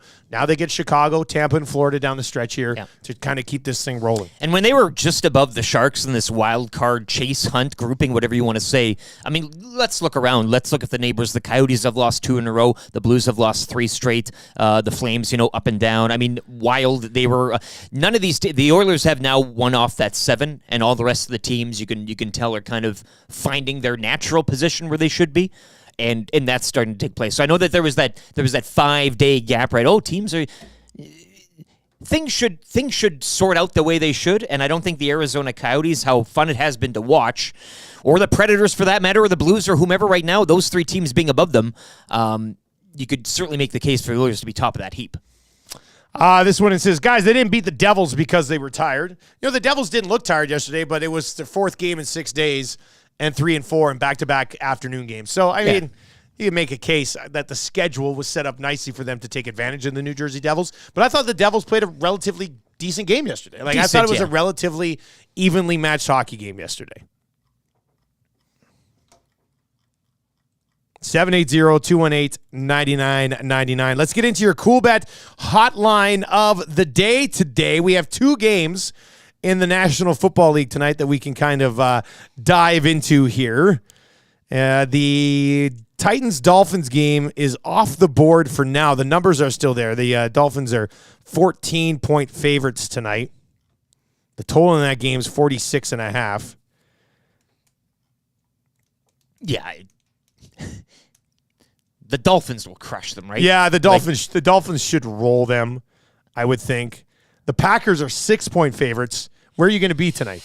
Central Casino Sports Bar and Lounge for both of the games on. You know why? Because Same time. There's tons of TVs. Same time. You got everything else going on. Full slate of NBA action tonight as well, and anything else going on the ice. So Central Casino Sports Bar and Lounge tonight, $11.99 loaded burger special, plus the free square board going on. And as mentioned, yes, 2 games. Titans, Dolphins. Packers, winners of 3 straight, 6-6. They win tonight. They're in that 7-6 mode, right? In the hunt, wild card, something for them. The Giants, it should be a good Packers win, you would think. But yes, Packers, Giants, Dolphins, Titans tonight. 2 games for your Monday nighter. I think what we're going to do here for the Cool Bet hotline of the day, a Tyreek Hill touchdowns -175. I mean, the guy's been having a ridiculous season. I just don't like the value at -175. He's probably going to score, but you're not going to get much out of it. Raheem Mostert -137. Don't hate that, but I'm going to go with A-Chain, who had 2 touchdowns last week. You can get him at -120. Dolphins are going to score 4 touchdowns against the Titans tonight. I think there's a really good chance that he gets one of them, and it's at -120 tonight. So let's go with one of the 2 running backs from the Miami Dolphins. Not Mostert. He'll probably have a touchdown too, but I think both of them are likely to score, and you're getting better value on A-Chain. So let's go -120, A-Chain with the touchdown tonight for the Miami Dolphins. That'll be your Cool Bet hotline of the day. How about Friday? That was an absolute heater of a day. Hit the EST parlay at like +5 or 6 to 1, whatever it was, +500, +600. Hit the lock shop play of the day on the Cool Bet socials, and hit the Cool Bet hotline of the day. It was a clean sweep for that Oilers Wild game. Which was you don't need Ohtani. Well, I mean, it would have been nice. Not when you're on fire like that. You know, we'll have to remember, on December 8th, 2023, when the Blue Jays had the Ohtani era, I went perfect on the Oilers game that night from a betting perspective, which was nice to see. All right, so A-Chain touchdown, -120. That'll be your Cool Bet hotline of the day. We'll obviously have way more in the NFL today. On the lock shop. I know Huss is coming at me because I was putting out some anti-Chiefs tweets last night. So we'll get into that. This should be a good battle. I have a Buffalo Bills Doug Flutie jersey that I almost wore in today. Just to when Huss logged on, I'm sitting here in a Bills jersey. He would have lost his mind. But it would have been hilarious at the same time. But we'll get into that. A lot of that coming up on the lock shop today at 11. And then Oil Stream today with myself and Tommy Gazzola at noon right here on Edmonton Sports Talk. Let's get to a sports update for our great partners over at Park Mazda. When we come back, we'll get to more of your reaction. The Edmonton Oilers, better than they were during this stretch. Better than they were last year? Not as good as they were last year. What say you? 780-218-9999 or in the nasty chat. Sports update for Park Mazda right now with Lieutenant Eric.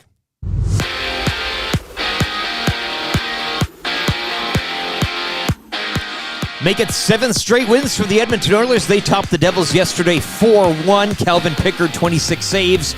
Evan Bouchard with a goal, extending his point streak to 11 games. Conor McDavid stretching his point streak to 9 with a goal and an assist. Game 4 of the 6-game homestand goes tomorrow against Connor Bedard and the Chicago Blackhawks. Blackhawks doubled up yesterday 4-2 by the Caps. Elsewhere, Vegas over San Jose 5-4 in a shootout. Wild shutting up the Kraken 3-zip. Winnipeg over Anaheim 4-2, and the Rangers defeat the Kings 4-1. Cowboys over the Eagles 33-13 on your Sunday nighter. You can join me tonight at the Central Casino Sports Bar and Lounge. We'll have a pair of games for you tonight. Packers take on the Giants, plus the Dolphins hosting the Titans. $11.99 loaded burgers on special tonight, and a free scoreboard with prizes on the line. LA Lakers taking your NBA in-season tournament. They are the first ever champions of the tournament. Anthony Davis, 41 points for the Lakers. They defeat the Pacers 123-109. 13 games around the association tonight, one of which see the Raptors on the road to take on the Knicks. Sports update brought to you by the great staff at Park Mazda and Mitch Lewicki. In his beer league, Mitch has never lost a game. He just ran out of time. Hi there. If you're like me, you like to picture yourself in luxury, even though there's absolutely no way you could afford it. And if you can, well, even better. Thankfully, I picture myself in something that is luxury, but still absolutely affordable, like the all-new Mazda CX-90 from Park Mazda. With the new luxury features like facial recognition settings and quilted detail Napa leather seating, I can pretend to be comfortable with all of my proper settings activated without even touching a button, thanks to Mitch Lewicki and the great staff at Park Mazda. I like to picture Mitch Lewicki with like a giant eagle's wings and singing lead vocals for Leonard Skinner with like an angel band. And I'm in the crowd hammered drunk. Park Mazda, your dealer for life in Sherwood Park off Y Road, parkmazda.ca.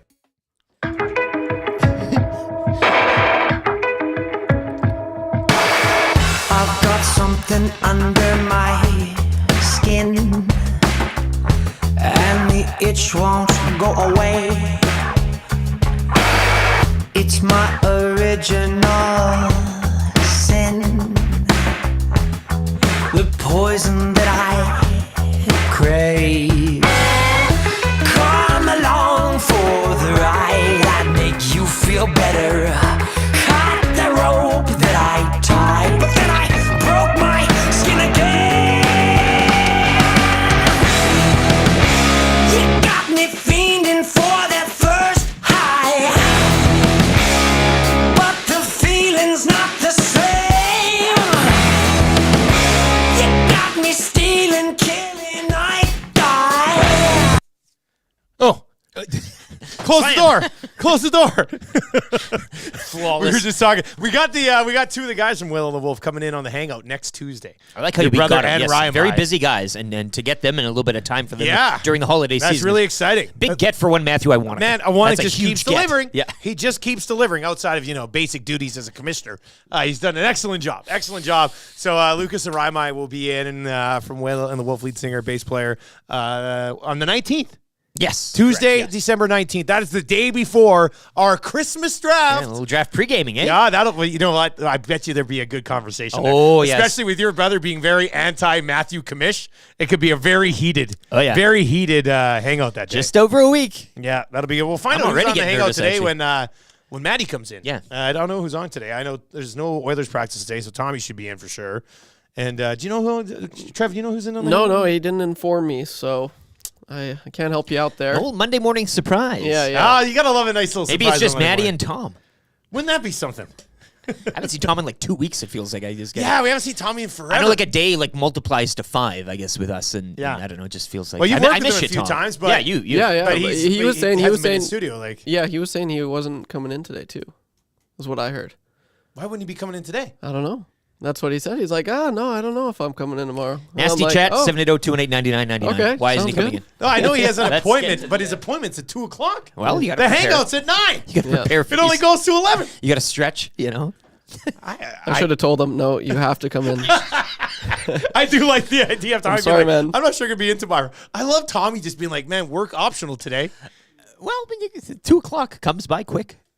No, but if the hangout's done by 11, your appointment's at 2. It leaves you 3 You hours. got 3 hours Yeah. to get. Where's his appointment? Calgary?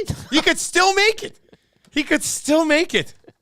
Where's Gazzola? You got to be up. Get in the chat here, Tommy. He's gotta be in what's there. going on here? Explain to us. Unless Maddie's booked 3 people for the hangout, he's just like, Tommy, take the morning off. But why? I don't know why. like, I don't know. you got I an don't appointment at 2, understand it. take the God, take a I day. wish I could just text you guys and be like, hey guys, I might be in tomorrow. I don't even know. I might come in. Oh my goodness. I can see why his brother gets so frustrated with him, The rivalry continues on. Well, that's... Oh, Eric's out. I have He's an appointment. leaving. He's done. I didn't tell you. Yeah, you scared See you me when later. you shut down your computer. All right, hit us up, 780-218-9999, or in the nasty chat today as well. Mike Tanier coming up around 7:45. We're going to talk some hockey. Box Powder says Tommy has a 4-hour hair appointment today. Yeah, but it doesn't start till 2. It could go to 6. I don't know. We'll have to see. Yeah, it just doesn't add up. There's really no... I mean, find us a reason. Find us an excuse. I'd love to hear it. Man, Quinn is chirping him hard. Is Tom not coming in because he got stood up on Saturday? Oh, long live the Quinn. What does Quinn know and when did she know YouTube, Trev, do you know about this? No, I do not. Oh, I don't know. How does Quinn know that Tommy got stood up on Saturday? What happened on Yeah, he Saturday? didn't say Did he anything. have a date scheduled and got Maybe. stood up? I Maybe. thought he was. Oh man. Well, we got to get him in now. We got to get to the bottom of this. Tommy Gazzola always provides us. We all live very vicariously through Tommy Gazzola. Anyway, we'll see if he slides into work today or not. What a mystery. This is great. All right, so the Edmonton Oilers, and it was interesting. I think there's always people. I don't know how you can't. Here I am being glass half full guy. You always doing it. This is happening, but I'm seeing it in the inbox a little bit and seeing it on the nasty chat a little bit. How can you not be impressed with this 7-game win streak for the Edmonton Oilers? I just don't get it. I know that you still want to be frustrated about Dustin Schwartz and you want to be frustrated about Ken Holland and Jeff Jackson, and I understand all of it. I get it. I know I still saw people last night bitching about Jack Campbell. Jack Campbell's not even around right now. Okay, so just let Jack Campbell be. You mix in Pickard every once in a while. If the team continues to play as well as they have in front of these goalies, they're going to be just fine. They're not giving up anything in the middle of the net. Like they've cut back on the odd man rushes. They're almost non-existent right now. So you can credit that to the coaching staff. You can credit that to the communication of the players finally just stepping up and playing to the levels that they should be. But they're not. There's none of these breakdowns where you see a guy absolutely wide open in front of the net and yada yada yada. They've won 7 in a row, and the 7 in a row they won have not been cupcakes. I mean, they shut out a Washington team that was our watch party today. That's where it started. By the way, the Oilers still have not lost since we cracked our first 6 o'clock lager. True. Amazing. Maybe that's just it. Maybe that is it. Maybe that was the key. We should have launched this beer in October. Yeah. They'd be battling with the Kings right now, you know? They very handedly beat the Washington Capitals. And that's a Caps team that doesn't have a lot of offensive fire. And midway through that game, I was like, oh, they're shutting them out. Yeah. Like, they had nothing going that game. But give credit to the Oilers for that, because Washington, prior to that, they were like 7-2-1 in their last 10. Then they get the Ducks, absolutely spanked the Ducks 8-2. It was a no-doubter. Then they get the Golden Knights. Maybe the one little blemish on this is that they blew a 4-2 lead late, but they ended up winning it in the shootout anyway. Conference leaders. Then they get the Jets, and let's be honest, they did get a fortunate bounce there. Hellebuck should have stopped the one that Nurse let in. But then the Oilers took advantage of it. You knew as soon as that puck went in, you're like, oh, they're bringing it now. And they end up winning that game 3-1. They weren't getting bounces early on in the season, so you're like, it's turning. It's coming back around. You PDO'd early, and now the other PDO, and eventually a PDO settles in because that's what analytics say. And then they get hurt. So then they have that break, and you're like, oh, no. See what happens. Play some really good hockey heading into the break, but we'll see what comes out of it. And then they beat the Carolina Hurricanes 6-1. Not even close. They beat the Minnesota Wild 4-3. And then yesterday they take care of the New Jersey Devils 4-1. And yeah, some of these teams that played, back-to-backs and 3 and 4, I get it. But that's what's on the schedule. That's what's in front of you. And you got to take advantage of it. And they've won 7 in a row. And I still say, well, yeah, but look what happened against Vegas. You know what happened against Vegas? They won. You know what I mean? Well, Dusty, if Hellebuck doesn't let in that goal, they probably lose to Winnipeg. That's not good. But he did let in the goal, and they beat Winnipeg. So they have won 7 games in a row. You can't take these points back from them. They've got these points. They've banked these points, and now they've climbed within 3 points of a wild card spot and gotten back to NHL 500 by winning 7 games in a row. So, I mean, enjoy the 7-game winning streak. They've made their season relevant again, which is great for everybody. 780-218-9999, 780-218-9999, or in the nasty chat. Eric Stewart says, impressed by the performance in the 7 wins back to 500, but lots of the good teams we played were on the second of back-to-back. What will a game against fresh opponents look like? They beat fresh opponents during the stretch. This is what I'm saying. They've beat every game that's on their schedule over the last 7, whether the team was rested or not. They've beat them. So, yeah, guess what? Teams are going to play other teams in back-to-back situations. It's not like every single team that ever plays the second half of a back-to-back automatically loses. Some teams win those games. They're not winning 8-0 in every game. I mean, that's kind of what you would, in a perfect world. Yeah, in a perfect world, you beat every team team goals 8-0. You want to smoke them all. So, I mean, you strive for that. It's not reasonable, I guess. But do you see this going on, Dusty? Do you see it carrying through the January, February, into the spring, prior to the deadline, entering the playoffs? Like that, we said, they've dug themselves out of the hole. But then you need to maintain this throughout and leading into and I know we're taking one step at a time. We're not chasing the division here. I get it. You're working towards a wild card. But I think some of that argument is the sustainability of the game. I mean, you take the wins as they are now, but will that last you present day throughout? With what they're doing now, no, it's completely unsustainable because they're destroying everybody, right? Like and during this winning streak, they're averaging like 4.8 goals for and 1.7 goals against, and the power plays over 45%, and the penalty kills at 95%. Those numbers aren't going to continue. But when you watch this team play right now, all this team had to do when we were talking about it, when they were sucking the big one was, well, they're going to have to play at like a 650. a 6 to 650 winning percentage the rest of the year to get into the playoffs. Well, the team that we've seen play for the last 7 games, who's winning at 1,000% clip, can certainly play at a 6 to 650 the rest of the year, which gets you in. So, yeah, they're not going to continue. They're not going to win the last 57 games of the bloody season. Heard it here first. But I know a huge hit. Dustin, Glass why are you half being full. so You're negative such again? a positive guy. Why are you being so negative again? Surprised hearing this from you. But can they win 35 to 37 of the final 57? With the way they're playing but now, that seems like something they could do. So, Del Rada in Nasty Chat. The only question for me is when does complacency set in versus Chicago or later? Once again, and it'll be amazing, and this is why I love what we do. This is why what we do is possible. This is what makes our jobs fun. But whenever the next loss comes, people will be losing their minds. Like the Oilers could win 9 in a row and then lose the final game. Actually, that might be what happens.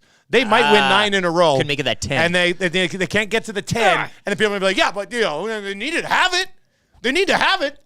A good team wins 10 in a row. Yeah. So it's like they're playing extremely well.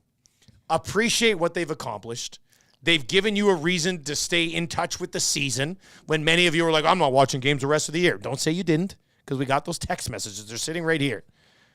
They've brought themselves and those of you who doubted back into the mix. And I think you have to appreciate what they've done these last 7 games and not try to pick holes in it. Got a text here, unsigned. The Oilers weren't as bad as they started, and they aren't as good as this hot streak makes them look. I'd say we're looking at a 575 team as long as McDavid is healthy. Thoughts on that? 575. Is that are we identifying a bit of a middle here? No, I think this is a team that can win 6 out of every 10, which is what we kind of thought they would be coming into the season. 600. That's right? glass half full. So glass half full guy. Just, What's this? Is this not half empty? 575. Well, that's 600 there. That's this A&W mug might be half full. That's what it might be. So yeah, no, there are going to be games where, Darnell Nurse does make a mistake, but it hasn't happened recently. Hell, even Bouchard has defended well, maybe not through the entire 7 games, but darn close to it. I saw somebody, I can't remember who it was on Twitter. It was just like, it seems like people are quiet on Bouchard's defending recently.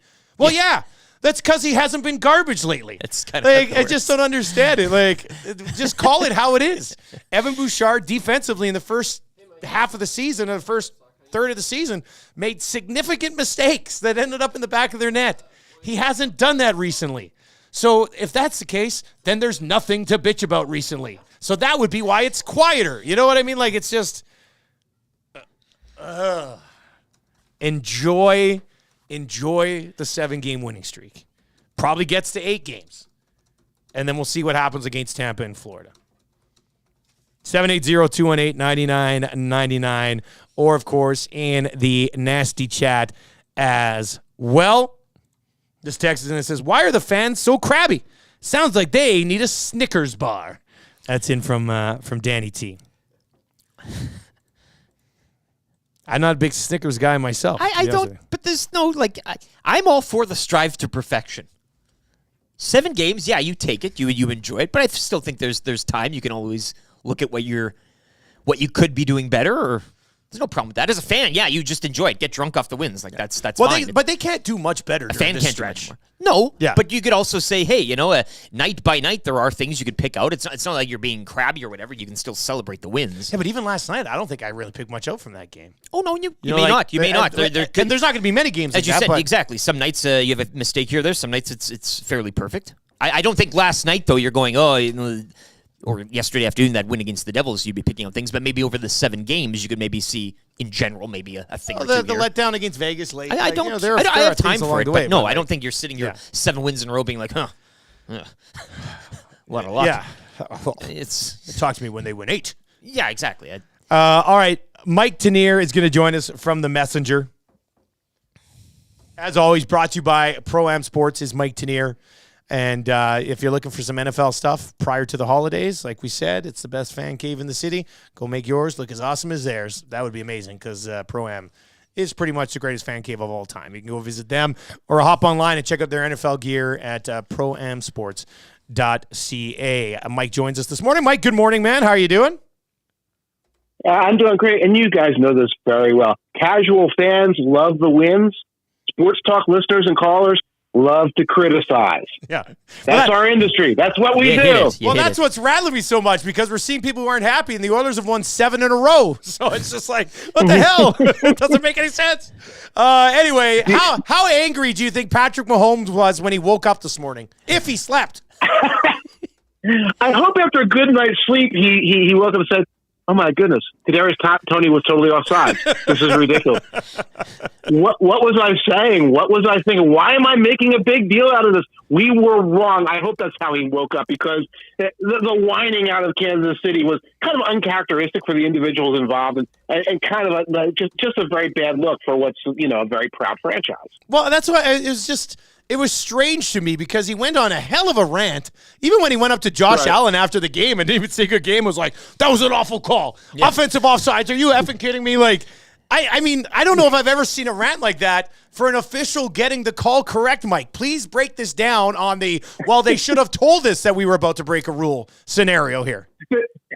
I mean, there actually is sort of there are some situations where with an illegal formation, you can check with the referee, but there's no, I'm a yard off sides, let me check with the ref. That's not a thing.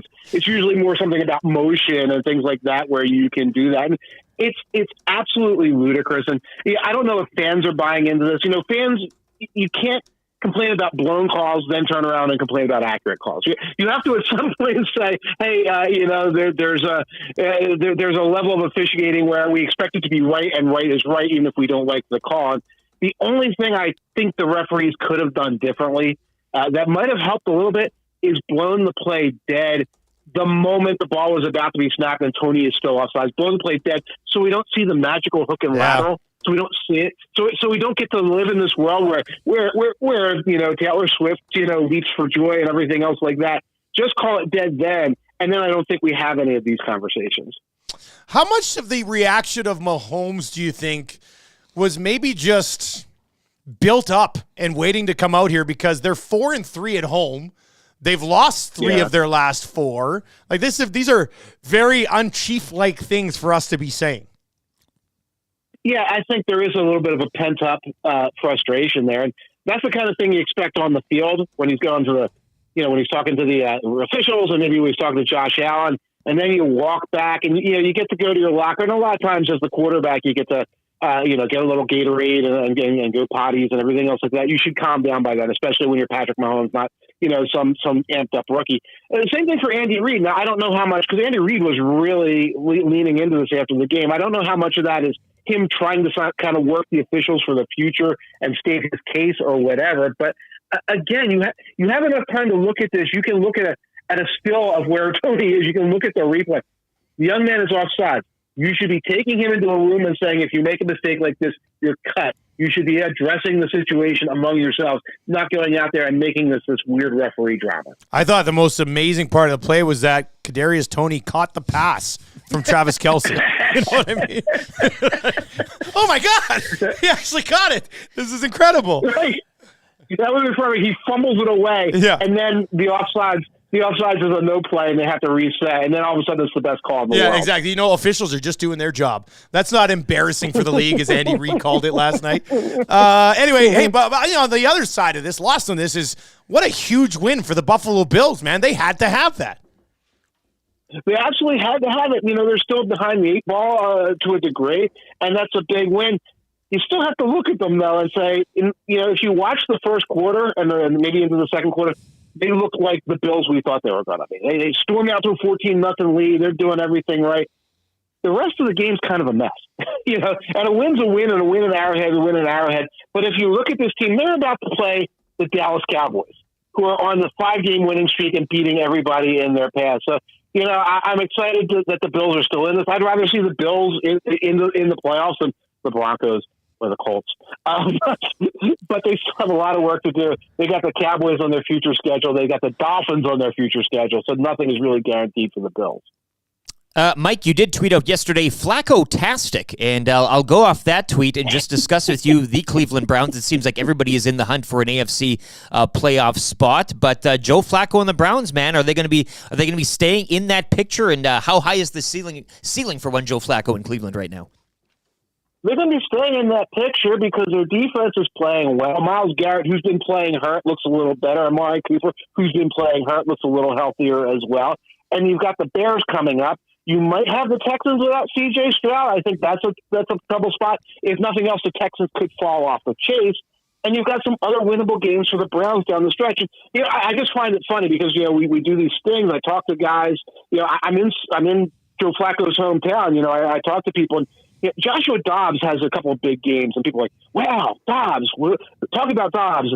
Jake Browning has a couple of big games. Wow, Browning talk about Browning. That's something that's new.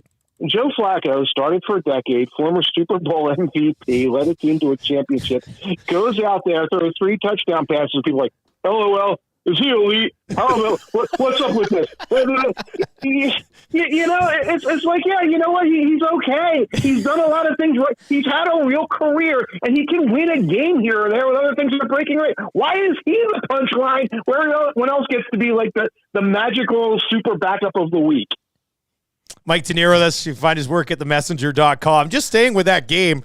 I mean, it's funny because the Flacco story is totally stealing away the spotlight from the fact that Trevor Lawrence actually played in this football game on what looked like an ankle that wasn't going to be ready for like 3 to 4 weeks. Now he threw 3 picks. He had three touchdowns as well. But how did they get him out there, and what did you think of his performance? No idea how they got them out there. We were speculating, was this really a high ankle sprain, or was it like a little tiny, bruise of some kind that they played up or something? But if you watch it, the interceptions are not because, Trevor Lawrence couldn't move in the pocket, so the pressure came and he floated the ball. He's moving around the pocket fine. He was scrambling. They lined him up at wide receiver for one play, for a wildcat play. So I mean, he was moving fine. The problem is, it looked like what they really missed was Christian Kirk, who was kind of like the go-to receiver over the middle of the field. And Lawrence was having miscommunications with Zay Jones. It looked like guys were running the wrong route, or they were misinterpreting the defense, and that was the problem there. So, the Jaguars kind of figured things out by the end of that game. They were playing more like themselves. It was too little too late at that point, but it's probably going to be enough as they move forward for them to get into the playoffs, for them to win that division, because, again, the Texans might be in trouble right now without Stroud, and the Colts look like reality is setting in after they beat some last-place teams. The Cowboys in the Sunday Nighter pumped the Eagles 33-13. What does that win do for Dak Prescott's MVP resume? Here's my thing. Here's how I stand right now. The team that wins home field advantage through the playoffs, their quarterback should probably be the MVP. So if it winds up being the Dallas Cowboys, it's Prescott. If it winds up being the 49ers, I honestly think it should be Purdy. Now, there's caveats to that. If down the stretch Purdy starts throwing a bunch of picks and the defense rescues him, and Debo catches screen passes for 500 yards or whatever, then give it to Dak. But I'm done with the general roundabout argument of Purdy's got the weapons, and Prescott fades down the stretch. Win and get in, guys. Get that shift. For the Cowboys to get home field advantage, they'll have to beat the Bills next week. I'm guessing Prescott needs to have a good game to beat the Bills. And I think if the 49ers don't get home field advantage, it's probably going to be because Purdy slips up down the stretch and shows he's not quite that guy. So we'll wait and we'll see. And I think that that's a fair argument at this point for these two quarterbacks. And I'll throw Jalen Hurts into the mix, even though he had a bad game yesterday as well. Mike, there's no way we can let you go without talking about that 3-0 Vikings win on the road in Vegas, which I still can't believe I'm actually looking at and reading. And it came right down to the wire. As they always say, a game's only as good as its final few moments. Yeah. But my God, how can the NFL rolls out a 6-0 shutout last week and a 3-0 shutout this week? I didn't even think that was possible, man.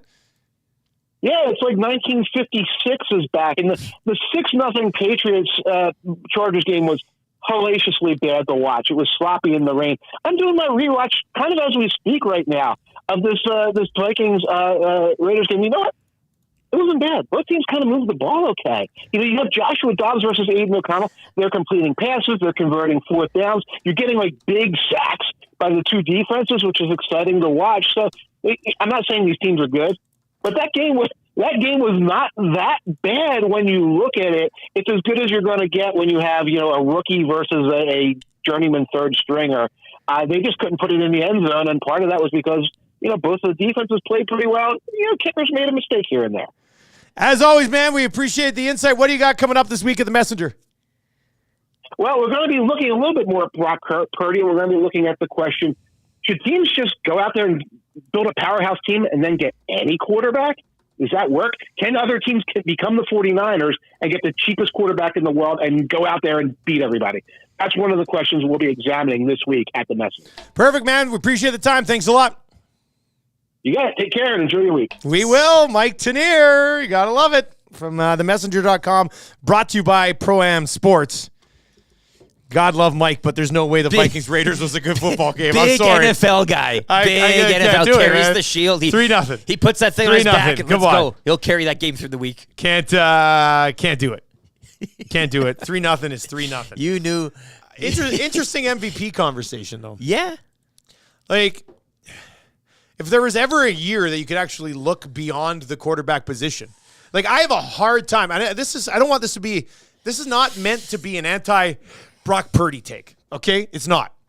But I have a hard time giving the MVP to a quarterback when you have Christian McCaffrey on your team.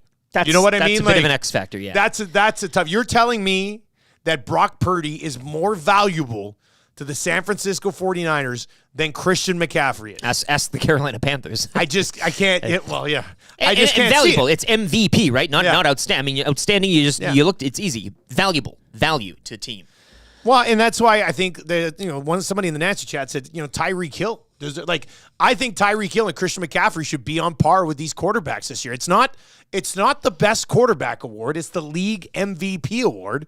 And if you're using the Niners as an example, Purdy has had a great season. Don't get me wrong. He's been good.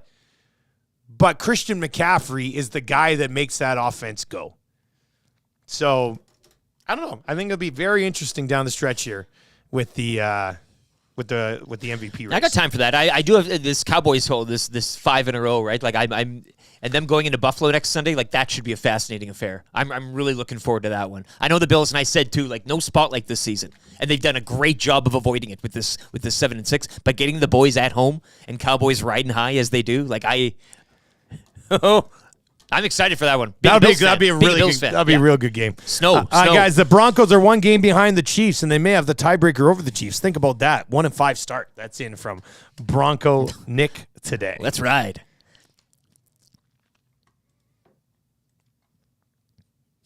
You mentioned that to Huss. You keep that little nugget.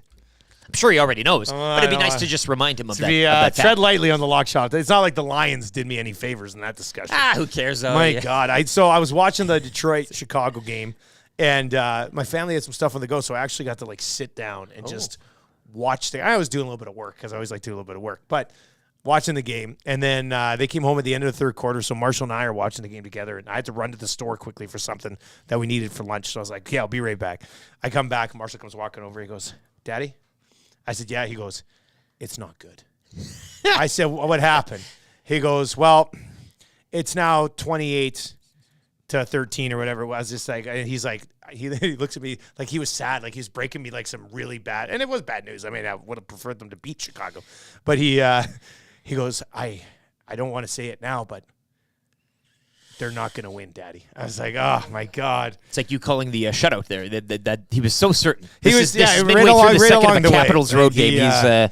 He knew it. So how long is he on the bandwagon though, as far as the Detroit line? No, he's not. He doesn't care. Like he's 8. He's a bit of a front runner. Yeah, right. So he likes the Chiefs. Okay, yeah. So he was quiet last night at the end of that game. Kind of felt bad for him. And you went back to like it now, eh? Yeah. Marsh, I hate to break it to you. But the Chiefs aren't winning. You know what? I should force. This sounds bad as a father because you should never do this, but I should force him into being a Lions fan with me. You know, that's kind of the one thing. Like he's a Bombers fan. I don't cheer for anybody. I'm a league guy when it comes to the Canadian football league. Learning to lose is a humbling. There's something to be said there, especially at a young age, and a father-son thing. And two, you've lived through the Lions losing 9-4, man. Like it's one game. Bears have won 2 in a row. You're still the darlings of the NFC. Yeah, that's true. There you go. Not worried about anybody else. How the could Vikings Marshall are out here resist? winning games 3-0. I'll convince Marshall. You can't be worried. All right, here's what we're going to do. We need somebody to play Kind of Easy Trivia right now. By the way, if you're watching on YouTube, hammer that thumbs up button. Let's go. There's over 400 of you watching live right now. That thing sits at like 96. What, does the show suck? Come on, man. I mean, if it does, let us know. But we feel like it's pretty entertaining.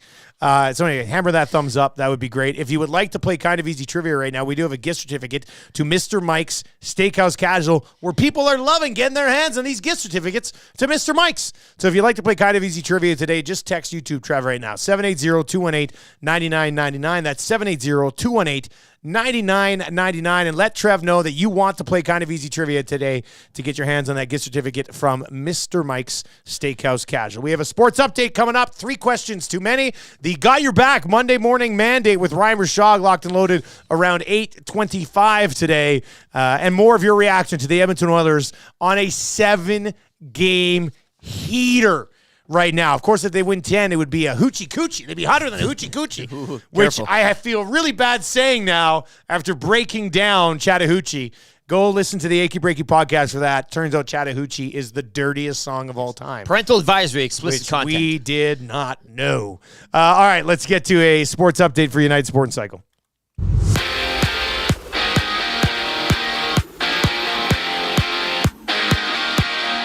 The Edmonton Oilers topping the Devils 4-1 yesterday to make it 7 straight wins.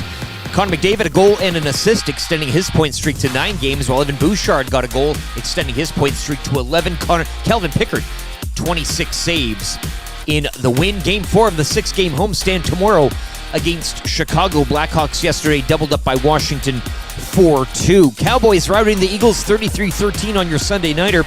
You can join me tonight at the Centric Casino Sports Bar and Lounge for a pair of games as the Packers take on the Giants, plus the Dolphins hosting the Titans. $11.99 loaded burgers on special, as well as a free square board with prizes on the line. The Centric Casino Sports Bar and Lounge at Centric Casino Fort Road, where every day is game day. The LA Lakers are your NBA in-season tournament champions. Anthony Davis, 41 points, leading the Lakers over the Pacers, 123-109.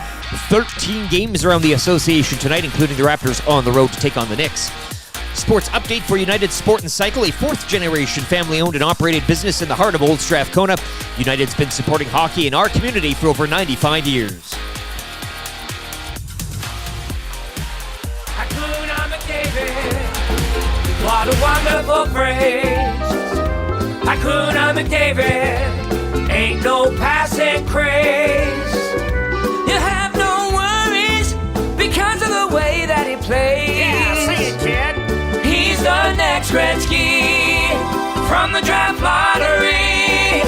Hakuna McDavid. Hakuna McDavid. Hakuna McDavid. Hakuna McDavid. Hakuna. You have no worries because of the way that he plays.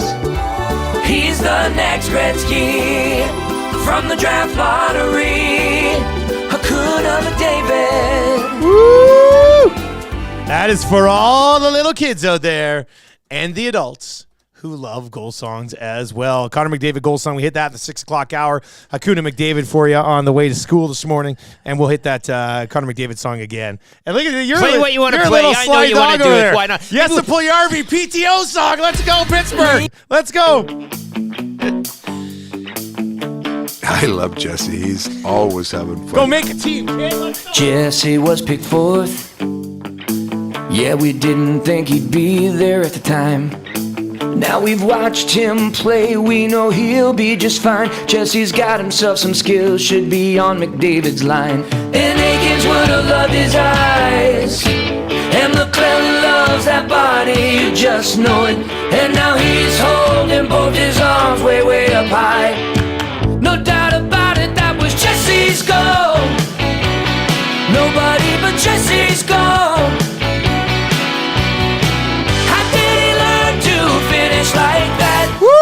Gotta mix that in, right? I had to get that in today. Just half of it. Just, yeah. YouTube Trev, what do you think? That's my favorite one so far. Is that your favorite one? Man, Yeah. oh, that gets me going. I like that. Yeah. Best Best of luck. Best of luck to JP on a PTO with the Pittsburgh Penguins coming off, as Darren Dreger described it earlier today, very evasive double hip surgery. So... very evasive. I mean, we'll see how that one plays out. I had to mix that in today, though. All right, let's see here. I got the new board. If you just joined us, kind of went over this in the You're on fire. 6 o'clock. I'm on fire with this board. I've actually got like the trivia ticker on the board here too. Let's see if that where's that at? We're gonna play that today coming up here. Trivia ticker. There it is. Let me just double check on this before we bring in the caller. Boom. Oh, yeah. That checks out. It does. It does. All right, who's playing today? Today we have Bernard. Bernard is going to play today. All right. Looking to get his hands on a gift certificate to Mr. Mike's Steakhouse Casual, the casualest place ever, in the Hampton Inn on the corner of 137th Ave and Mark Messier Trail. The sirloin bites, absolutely to die for. We're not kidding. They're delicious. Standalone, but you mix in that dip. My goodness. Also have a new location out in Fort Sask as well, so you can get your hands on that delicious classic Mike burger. All right, let's go to Bernard. Bernard, you ready to play? You bet. All right, Bernard, you need 3 of 5 correct to win the gift certificate to Mr. Mike's. All right, I'll start the ticker after I read the first question. Here we go. Which goalie got the win for the Oilers yesterday? Pickard. How many Hughes brothers play for New Jersey? 2. Which team won the NBA in-season tournament on Saturday? Lakers. Which player was named tournament MVP? LeBron. Which team beat the Chiefs yesterday? You got it. You got it. You're good. No! Oh my God. Damn it, Shake, stop it! They are going to remember that AM radio is a viable and modern source for news and entertainment. Totally. People don't listen to AM like they used to.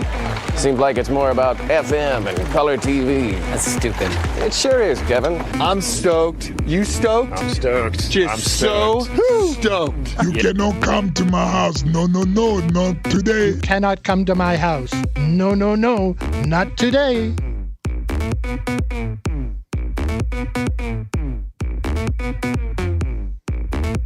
Monday morning Clubby Loop provided by Bernard. Where's the one message in the nasty chat? J-Rock, if this guy has no accent, his name isn't Bernard. Yeah. I was expecting good day, Bernard. Oh, and a good day to you, sir. What? No, this is Bernard. Oh, Bernard. It's just Bernard with no accent. Bernard. Hey, Bernard. Good job, Bernard. Good morning, Bernard. Bernard. Thanks for joining us.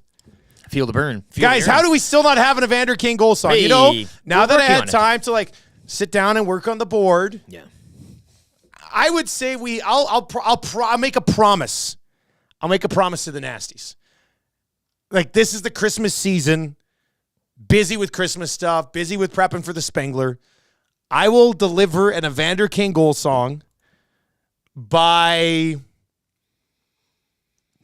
late January. Ooh. Does that sound enough? Because I'll have to get back from Spengler. I'll have to write it. December's a wash. You're looking December's a wash. December's a wash. And you get back. Prep for this Christmas first draft. Week of December, you're pretty much looking at a half a month.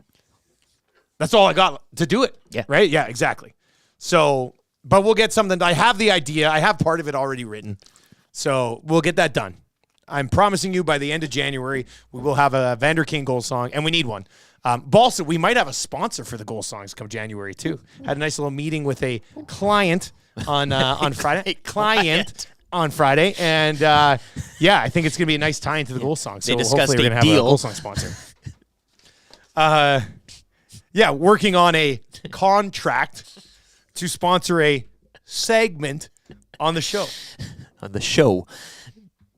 Hey, how about Bernard? Knowing that LeBron was the in-season tournament. Oh, he MVP. said it with such conviction as well. LeBron? I mean, who else is going to win it? Well, Anthony Davis. Of course, the greatest player of all time is going to win the tournament MVP. Are you kidding me? Sure. You know what's funny is that, and I know all the haters will say, shut up, Dusty, and I don't even care. He had to have this.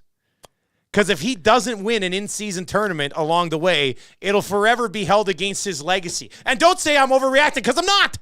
You know how it is. So, LeBron had to win this just so the haters had one less thing to be like, well, he couldn't get done in an in-season tournament. Yeah. Now you can't say that because he won the first one ever. He's the MVP while doing it in year 21. Should have retired last night. Wouldn't that be something? Calling the career after in-season. Yeah, I've done it all. I've had a storybook career, but this would be a hell of a way to end it. In Vegas, boom, you're done. That would have been quite the scene, hey? That would have been pretty good. It's just, and nobody knows. Just leaving the Lakers high and dry. You just quit partway through the season, and I'm sure there was a hell of a party in Vegas with the Lakers after they won that thing. But LeBron had to get home immediately because he's a great dad, and he was on the sideline as Bronny made his USC debut. So check off another box. Yeah, what a punk. For Dad of the Year. All right, if you have any questions, my vote for Dad of the Year always goes to LeBron James. My kids give me a mug that's like #1 dad. I say, you know what? I'll save this for LeBron. That's what we'll do. You give yourself a #1 dad with LeBron on it, right? Yeah. All right, so hit us up, 780-218-9999, or in the nasty chat as well. And we'll get to a few more of those as we work our way through the show this morning. And hey, we need one more question for 3 questions too many. So throw those in. We got a couple already rolled in earlier today. But yeah, we'll get to a few of those. Lieutenant Derek, do you have a liner for the segment? Yes, I do. 3 questions too many, brought to you by the great staff at Park Mazda, including dealer principal Mitch Lewicki, who had a very good time partying with LeBron following the in-season tournament win. Park Mazda, your dealer for life. Mitch is always around the big events. He likes to get out there, spread the Park Mazda name, so he was down snooping around the in-season tournament. Of course he was. I mean, why wouldn't you be? It's a major Making event. connections. Major event. Yeah. The press conference is at 6 p.m. We'll get to we got an Ohtani question coming in here. We'll get to that. TV Burkle, or where is this? Connor C. James Michael. That's a cool name. Nobody gives 2 bleeps about winning the in-season tournament except for the players getting a paycheck, which is right. All of the players in the league wanted to win so they could get $500,000 cash. And like I said, it didn't matter who won it, but LeBron couldn't lose it because people would be all over him if he didn't deliver an in-season tournament championship. And now he has, because there was something on the line, won 3 must-win games to get it done, and ends up being the MVP. And it's the first ever. It's hilarious because it's going to drive haters crazy, but first time they had it was his first crack at it, and he won it. It's like the bubble championship. One of the most unique situations for all sports. There's only ever been one. There probably ever be one. Who won it? LeBron did because, had to win that one. Because if he doesn't win it, well, he couldn't even win the bubble championship. So finds a way to pretty much accomplish everything. All right, so here we go. Let's go on this one. This is a good question. This is a really good question, you guys. Which actor plays the role of John Morosi in the Ohtani movie? I like this. I like. Send us a whole script. Send us a casting if you want. This ends up being like this is a CBC movie, like in 8 years. Where you know who probably end up playing? You know who end up playing general manager of the Blue Jays will be who's the guy from Shoresy and Letterkenny? Yeah, the main guy. He played Gordie Howe, like he played Don Cherry. Oh, okay. Like he plays them all. Oh, I know who you're talking He'll about. end up playing. I can't remember his name for now. It's slipping my head. But he's he played Gordie Howe and he played Don Cherry. And if you want a Morosi stand, I think it's Gilbert Gottfried. Gilbert Gottfried could definitely play Morosi. I mean, you line them up next to each other. I'm not telling who's who here. No, you know who else could play Morosi? Who is the in 2.5 Men? Charlie Sheen. Who's the other? Charlie Sheen. Who's the other guy? Am I calling him Charlie Sheen? Charlie Sheen. Who's the other guy? That little guy. Not the son, obviously. John Cryer. Yeah, John Cryer. Yeah, that could be John a good one, Cryer could play John Morosi 100%. Jared Kiesel. That's who I was talking about. Kiesel could play one of the Blue Jays management. Gottfried. I got it on good authority that the plane's carrying Ohtani, and it's going to Toronto. Just as like a, I need that. That would, God, man. Wouldn't that be great? Gilbert Gottfried playing like a serious role as John Morosi in a serious role, but with that voice, is just who's on the plane? Oops, I'm sorry. I was wrong. Sadly, Gilbert Gottfried passed away. And then Dragon's Den guy plays himself. Obviously, that's kind of your, like, he's like starring, blah, blah, blah. And yeah, Robert Herjavec or whatever his name is. He can play himself. Yeah. Gottfried was a legend, dude. I don't think there's anybody. I mean, there wasn't. There's nobody like Gilbert Gottfried. There never was. And John Lovitz is another one of those guys where I don't see. There's not many guys like Lovitz either. I'd say Gottfried, Lovitz. You know what, Lovitz? Why not throw him in the mix? I know. Yeah, they don't have to look the same. I guess you can. Who else could have been in there? Who else plays roles in this? 780-218-9999. Tom Hanks, GM for sure. That'd be pretty good. Who's Shapiro? Kevin Costner. No, Will Arnett. Could Will Arnett be Shapiro? Let's see here. I think. Well, who played Shapiro in Moneyball? What about Michael Rappaport? He could probably do it. Hey, actually, Michael. Yeah, Michael Rappaport could do it, and he'll swear a lot. He would swear a lot. He's very angry. People are impressed with your Gilbert Gottfried impression. Well, nice and nice little tribute to a legend. Huh? I had forgotten he passed, and I love Gilbert Gottfried, but it's one of those things. So yeah, obviously he couldn't play him right now, but you know what I'm saying. But he could have nailed it. And you're right. Go watch it. He could have nailed it. Gilbert Gottfried could have nailed role, it. Like I'd love to see. What? You mean to tell me he wasn't on the plane? Oh well. And then deactivates Twitter account or whatever. He was G Zipman. Hey, like back. They go way back to that burner account, and he's the one that creates it. Pat Janik says Martin Short. Get Martin Short in there as well. Anyway, yeah, it's. But you're right. We need to see some sort of that whole day, just the day, the Friday. We don't even have to go to the weekend or the whole. No, just there's a documentary on Friday, not a movie released in theaters, or at least they say it's going to be released in theaters at 6 p.m. And then instead, it's just it's released only in LA. A 6-parter or something. Yeah, this is RJ says Will Arnett has the same hairline, so that would be perfect. That's why I instantly thought of Will Arnett for Shapiro. Fill out the cast though, please. 780-218-9999. Who's Steve Phillips? There's got to be an easy Steve Phillips. I want somebody to write this entire thing. Maybe Chris Corbino could do it. Who plays the role of Seaborn? I just want it all. Seaborn had the tweet that the press conference is happening. Michael Cera. Hey, that one fired back. Well, no, Seaborn. Yeah, let's see here. Who could play Seaborn? What's his name? The Zuckerberg kid. Jesse Eisenberg. Yeah. You can maybe pull off Seaborn. You could have something. You could have it. It could work. Oh, I want this movie so bad. The doc says, I'm not sure if there will be, the doc says, if not a movie, there will certainly be a 30 for 30. I mean, there has to be. Yeah. E60. Yeah, this will be a while before it gets there, but we have to get to the bottom of who was feeding. Like, there was incorrect information being fed to these guys who were breaking these stories. Who is behind it?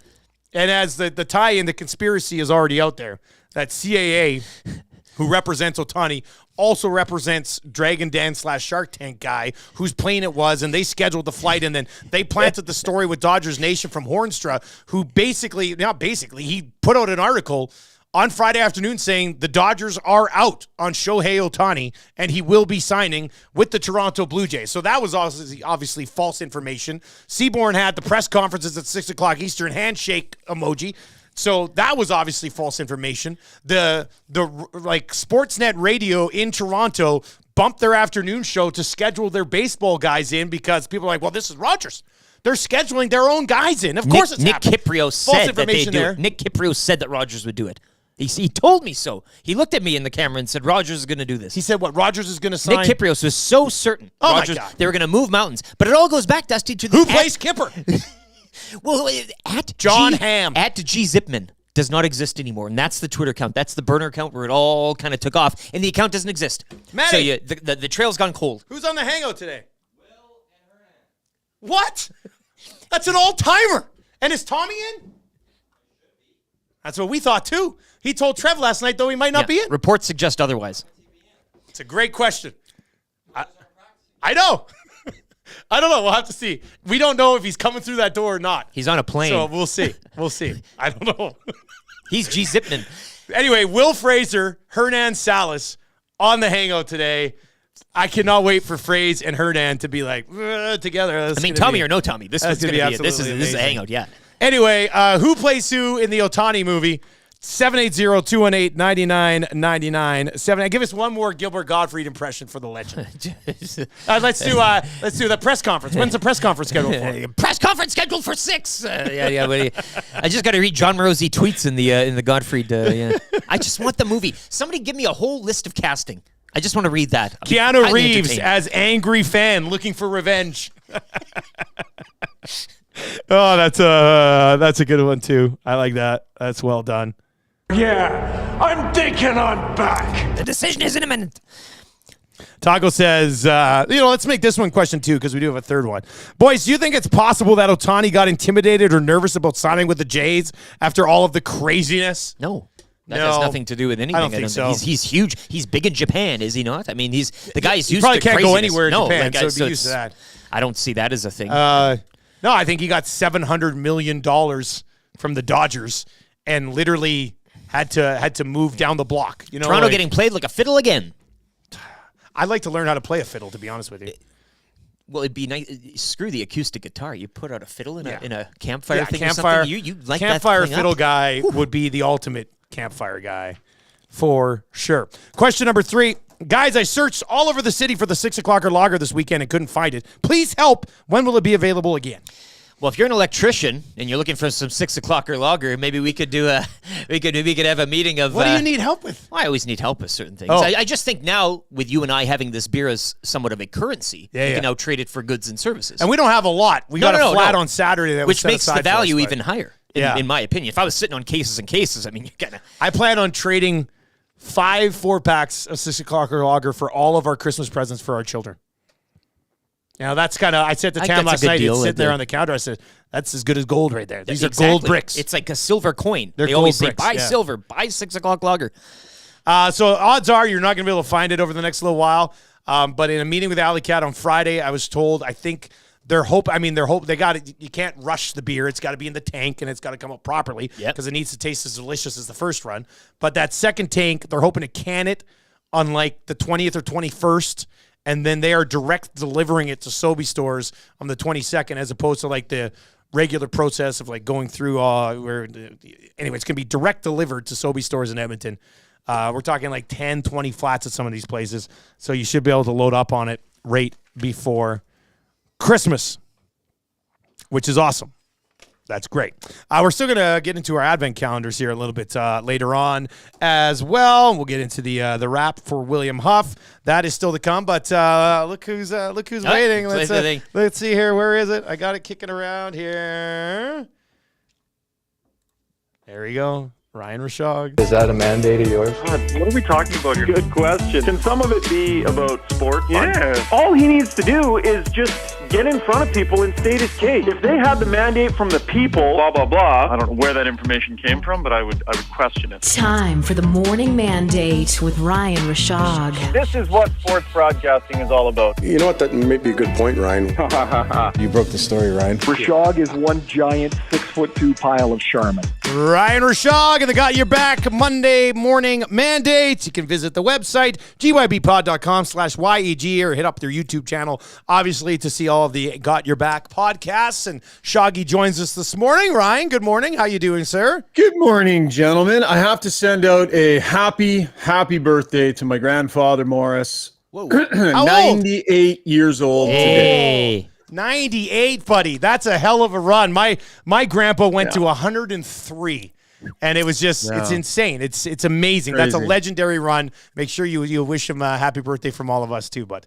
Yeah, 100% I will. He's grinding it out right now, but everybody's thinking of him. And 98. happy birthday, Grandpa. Yeah. Wow. That's crazy. That's very impressive, buddy. Very impressive. I know. That's great. How was your weekend, Shoggy? He's a beauty. What did you get up to, buddy? Yeah, weekend was good. Like, I love the afternoon games. Oh, my God, I love the afternoon games. That Sunday afternooner, no morning skate. Get up late, do whatever. I got into one on Saturday night for sure. So was dragging it around a little on Sunday afternoon game. Then podcast last night. Just a great weekend. Just a nice, chill, relaxed weekend. I like that. Well, we'll have to get into Saturday. What can you dish here? Anything? What can I dish? So we got a couple sets of friends that we do. We take turns hosting dinner. It's a group of 6 of us. And so each month it's another couple's opportunity to host, and we do sort of a theme night in terms of the food, right? Oh, wow. So every time it's a different every theme. time you shift it. Yeah. And so, my buddy Keith and his girlfriend Jen, we did the raclettes. Have you guys done is it fondue? I've done raclette in Switzerland at Christmas time last 3 years. Yeah. Yeah. We had this raclette feast.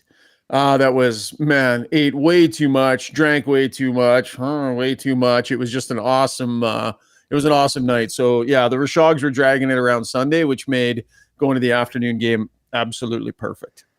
What's your recipe in the morning if you're a little hungover, Shoggy? What do you do? Do you have a special drink that you mix with eggs or Hair something? of the dog? No, I don't. I'm not doing a ton of drinking these days, so it's not a situation. You just said you got mixed myself up on Saturday night, though. Oh, That's the problem. What I'm saying is I don't do it often, and I'm not that guy that's like, I better have a remedy because, boy, every weekend, right? So I'm just kind to myself, Dusty. I give myself the space I need to recover, so I'm not afraid to stay in bed. Actually stayed in bed Sunday morning and watched the new Netflix movie with Julia Roberts and Ethan Hawke, kind of this post-apocalyptic movie that just launched on Netflix. Don't want to spoil it for anybody or anything like that, but 2.5 hour investment, and I came away angry would be the word I would use. Because of the time wasted or the way the movie ended? Yeah, probably because I was hungover, but I was angry because I bought in. I fully bought into that movie. I was invested. I went on a ride with the producer. Take me where you want to take me. Yeah. I suspended, reality in a few instances and went on the ride, and there wasn't the payoff. You're going to take me on a 2.5 hour ride, there better be massive payoff. Yeah, it's funny because I usually don't watch Ethan Hawke movies when I'm hungover, so I've never gone through that before. Unless it's Trading Day. I bet you I've crashed on the couch a few times to watch Trading Day. That's for sure. I'm the only sports guy on the planet that can't wait to wake up Sunday morning to watch a Julia Roberts movie. I was going to say, most people are getting fired up for the NFL schedule. You're watching Julia Roberts movie while laying in bed. All right, the Edmonton Oilers. Credibility gone. Probably. Okay, so the Oilers have won 7 in a row, Shoggy. Yesterday, it's not even... It's like I thought New Jersey played a pretty decent game yesterday. The Oilers just played a better game. Is that not how you would summarize yesterday's game? Yeah, I mean they didn't. I mean back-to-backs, which I think you always have to acknowledge, but they didn't come up against a team that was, just played a terrible game and they pounced and took advantage. That's a good team that has great special teams, really good high-end talent, some really tough players to defend. And the Oilers just played a really good, solid overall game and beat them, flat out beat them. Your point is well made, Dusty. That's a good team, and the Oilers flat out beat them. And just the number of positive signs that are happening in their game right now is pretty mind-numbing. I mean, just go back 3 weeks ago and think about the way we were talking about this team and all the problems. It's crazy how many things have been fixed recently. Insane. Well, do you think Connor Brown ever turns it around, Ryan? That question comes in from a listener, and I just wanted to say, we're still getting those messages today. He gets the goal yesterday. I guess that never was. But would you like to comment on him and his play? I know not getting on the score sheet officially, but you kind of think too that he's been pushing it in the right direction. He's been around it. Yeah, I mean, I think it would be accurate to say that of all the players who have taken criticism this year for lack of production or what they make or whatever, Connor Brown's probably kind of gotten off the hook this year in a lot of ways. And I think fans are kind of on him now a little bit because Bouchard's playing better and some other guys are playing better. So, he would be the guy. But I think my patience and tolerance level for Connor Brown is a little bit different because, when a player isn't contributing, where my brain goes is, okay, if he's not contributing, what is he doing? Right? If the points aren't going in, if the pucks aren't going in and the points aren't there, what is he doing? And the list of things that you can say Connor Brown is doing, I would suggest, is a decent list. He's part of a penalty kill unit that's been fantastic. Still skates hard, will still finish checks, brings good energy. I think game to game, he's bringing decent stuff.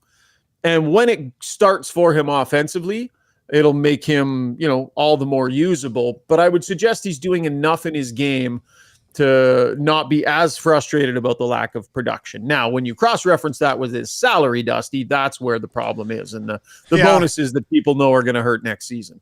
Yeah, that's the issue there. I mean, production's going to come here at some point. But, we don't need to spend a lot of time on Connor Brown. Because you're right, Shoggy.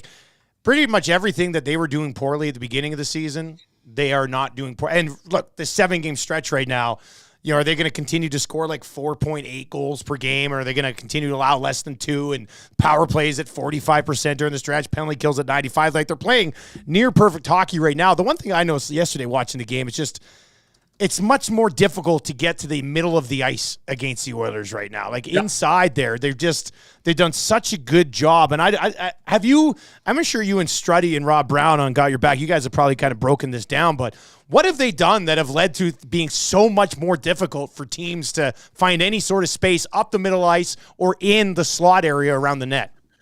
Remember when Jay Woodcroft first arrived on the scene? Job number one for him, and one of the things that he immediately did a better job of with the group was getting them to backtrack harder. Remember, we were talking about that and putting a focus on that. And we noticed it. Guys were coming back harder and supporting more, so that when mistakes were made by a defenseman or if a tough situation occurred, there was always somebody in the vicinity to chip in and to help out. Zach Hyman commented on this a couple of weeks ago. He said, it's not that we're making mistakes, it's that we're making mistakes, but we're not there to back each other up. We can do a better job of supporting each other so that when bad things happen, we're there for one another. And I think what we're seeing is a team that fundamentally is backtracking harder. So in the dangerous area of the ice, the blue line in, there are more bodies around to help out when things go bad. You've got more players clogging up the middle of the ice, more sticks in lanes. I think you're bang on, Dusty. They're allowing a lot less through the middle of the ice, and I think it's been a group effort. I also think the D have been simplifying. The other thing that they've done, and this is risky, they have started to implement a middle outlet a lot more than they did before, because the number of times where you'll see a defenseman under pressure in the corner pop the puck out front to an outlet there, what it does is it makes teams not just be able to seal off the boards and hem you in. Right? It prevents defensemen from pinching in too much if they know you're a team that'll pop it up through the middle. Right? Some teams don't even want their players to do this. No matter what, because it's too risky, right? But the Oilers defensemen have been empowered to use that middle outlet. So the forward comes down low and slow, like the low, slow swing. And that's there. And they're getting a lot of breakouts based on that middle outlet. It's something that Knobloch has implemented, and it's taking a lot of pressure off in their own end. It's working. But I asked him about it last night, and he said, it's going to burn us. Like, there are times where being a team that does this burns you, and you're like, oh, my God, they threw it. And almost the previous game, it almost burned them. But he feels the risk is worth the reward, and I think we're seeing that in a team that's really breaking the puck out efficiently, not just up the boards, but through the middle of the ice, too. What'd you think of Pickard last night? Really good. Really good. What did you guys think? Eric, what did you think when you heard that Pickard was starting that game? Did you think the same thing I thought? Were you like, what? I thought, what? This one? This game? Well, we talked about it on Friday's show quite a bit, right? We were like, you probably give them Chicago. We'd probably go Chicago. Yeah, that's what everyone was thinking. You look at the opponents and you choose the lesser than, I guess. But no, there was a degree of surprise, not so much that I would say I was expecting Skinner to start every game during this, but maybe yesterday afternoon was a bit of a surprise, but the Chicago game, right? Yeah, that's the Chicago game, maybe boom, but then you got Bedard coming in, like maybe the Devils are this one that you do, but they did it and it looked good. And him, and listening to the broadcast, and I know you're more in the room than I am, Ryan, you can maybe speak to this, but just his demeanor and everything, and I think it was good for him to get this, come in, play the way he did, get the result, because from all I've heard, good guy in the room, and a guy with his attitude that's loosened things up around there a lot. So I'll lay it out for you like this. Your team's on a 6-game heater. You don't want to mess around with that. Your starter is fully rested because you've just had a ton of time off, and you got the number one power play in the league and some wicked young snipers rolling through town, and you go with Pickard? Yeah. I thought that was a ballsy call, and I liked it. That's why I asked him specifically about it after the game. So he runs a little bit of an instinct there, and it worked out great. Pickard was good. Good energy in the room, guys. You can tell he's one of those guys the players really, really like. They respect. They rally around him. And nothing against Campbell either, but that's like a night and day then if we're talking about guys' confidence and just how a guy carries himself around the group, right? Sure. Like Campbell's confidence issues, I can't imagine that they don't affect the team a little bit, right. Just in so much that you want to feel like a guy has got it.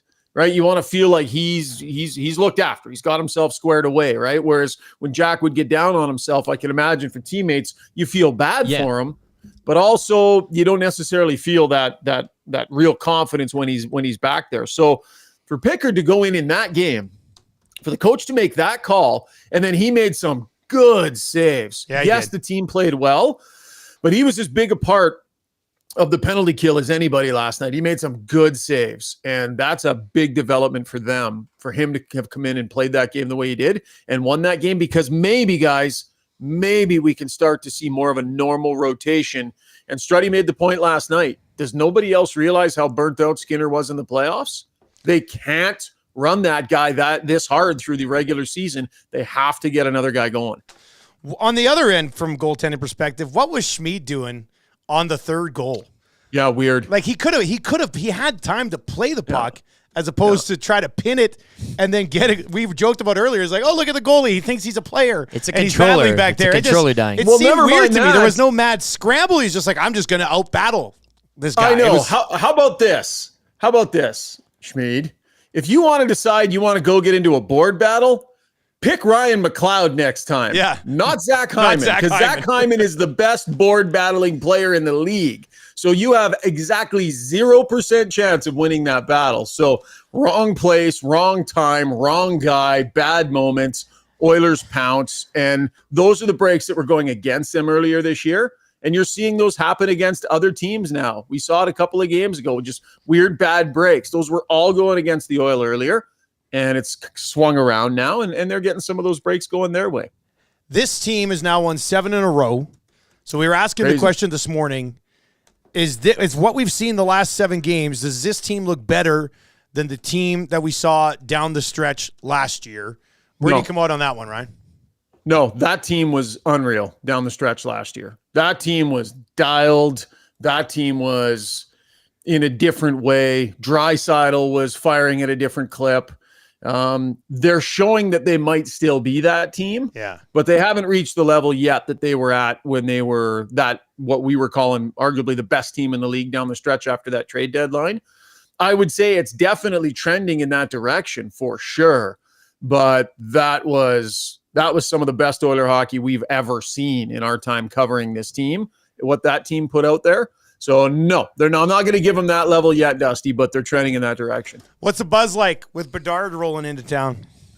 Yeah, it should be fun. I mean, real good challenge for this blue line. How good is Darnell Nurse playing right now? I mean, I just put Nurse on Bedard as much as possible and let him do his thing. He's in beast mode right now, you guys, big time. There was a couple times yesterday where I noticed where it was just, the Devils were kind of buzzing around the zone and Nurse was just standing in front of the net. Like he wasn't chasing him, he was just standing in front of the net. And I was just like, oh, look at Darnell Nurse. Just go ahead, go to the net. Darnell Nurse is there. It's not going to be an easy trip for you. But have you noticed, Dusty, that since he simplified, how many more really impressive plays he's actually making? Are you talking defensively? For them. Or both ways, yeah. But honestly, both ways. Like there has been a Darnell Nurse signature pass or signature defensive play, like a play where after the game you're like, remember that one from Nurse? Really in both directions, almost every game here for the last number of games. And then he had to hit last night too. Yeah. So you could say 3 signature plays from him last night, offensively, defensively, and then the hit. He's making an impact every game, but it's because he's simplified. And now he's not overdoing it. And the guy is showing he can still make some fantastic plays. So his game to be turning this way for this team, that is a monstrous break. As much as McDavid needed to get back to being himself, Darnell Nurse finding this level is huge for this team. What's the schedule like for Got Your Back this week? When's the next one drop? Yeah, drop one last night, so there's a fresh one ready to go, and then we're going to do post games, I think, this week. So we'll have one after the next every couple 2 of days, games. right? Makes sense. Yeah. Basically, post game we do a live stream, and generally we're on a little bit after Tommy, so because quite often I'll have to drive home, and if we want to get Brownie on, we'll delay a little. So there's good opportunity to hop into both, but post game, you bet. Perfect. All right, Shoggy, we'll talk to you on Monday, bud. Bye, Ryan. All right, sounds good. There you go. That's Ryan Rishaug, who got into one on Saturday night. Yeah, some people were saying a swingers party. Well, I mean, I can't. He didn't confirm one way or the other. Wasn't my words. People were saying that. I didn't say Rishaug might have been at a swingers party on Saturday. We don't know. If you didn't know something and people are giving you clues, you'd be like, that sounds like a... Yeah, I mean, it's a swingers club. I mean, but hey, as somebody said, there's no kink shame in here. Nope. Right? If the red light is on. Well, he did say on there, I made note because I was like, what does this mean? Because he said we ate too much, yes, drank too much, and then I think he said we too much. I was like, what does that mean? What's too much mean? Yeah. I just like, so part of me's like, what could the maybe too much mean? Maybe like, it's an edible. That's what I was thinking. I was thinking maybe they had too many edibles. Or but that opened the door to the swinger thing, right? So when he said they all put their keys in a big dish, that's what got me. I was like, well, we have this thing every familiar. month where we go and all the keys go in this dish, and it's just for safety reasons, so everybody can get home safe. But yeah, he said ate too much, drank too much, and I'm glad you got that too. Too much, and I was like, what is too much mean, man? Like. So, I mean, I guess we'll find out next Monday. Next Monday. Stay tuned. Next Monday. We'll be another weekend party. We'll see where he goes next time. Right? Maybe he's hosting next weekend. All I know is if I ever get the invite to the Rishaug couples party, I don't know. I'm a little nervous about that. It's because they bring protection. But if you have any idea what too much meant, hit us up, 780-218-9999. Renato says, smoked too much. And the person whose nickname in the nasty chat is Jenna Tills says, folks have their mind in the gutter. Classic. Like, that's good. How does that, like, come on, man. Hey.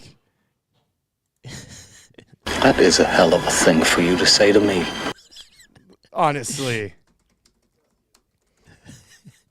People are still sending in their casting for the Morosi Ohtani movie, and I'm here. Oh, for yeah. it. Yeah. I saw one. This was a good one. I kind of say that. Mike Gazzola could play the street-level petty criminal who gives the bag of money from CAA to John Morosi.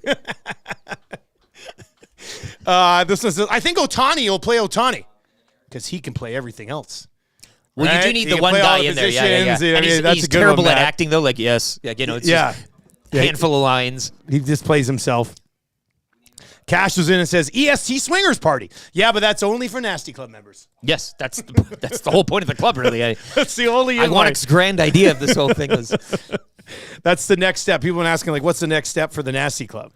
Well, you thought the Nasty Club was for AM Nasty, but it's actually a high-end swingers club. Yes. Which ask about our hockey package. Michael says, what was the I was really hoping you'd ask him what it was. Well, I didn't want to put him on the spot. I thought it'd be more fun if we just accused him of multiple things after instead.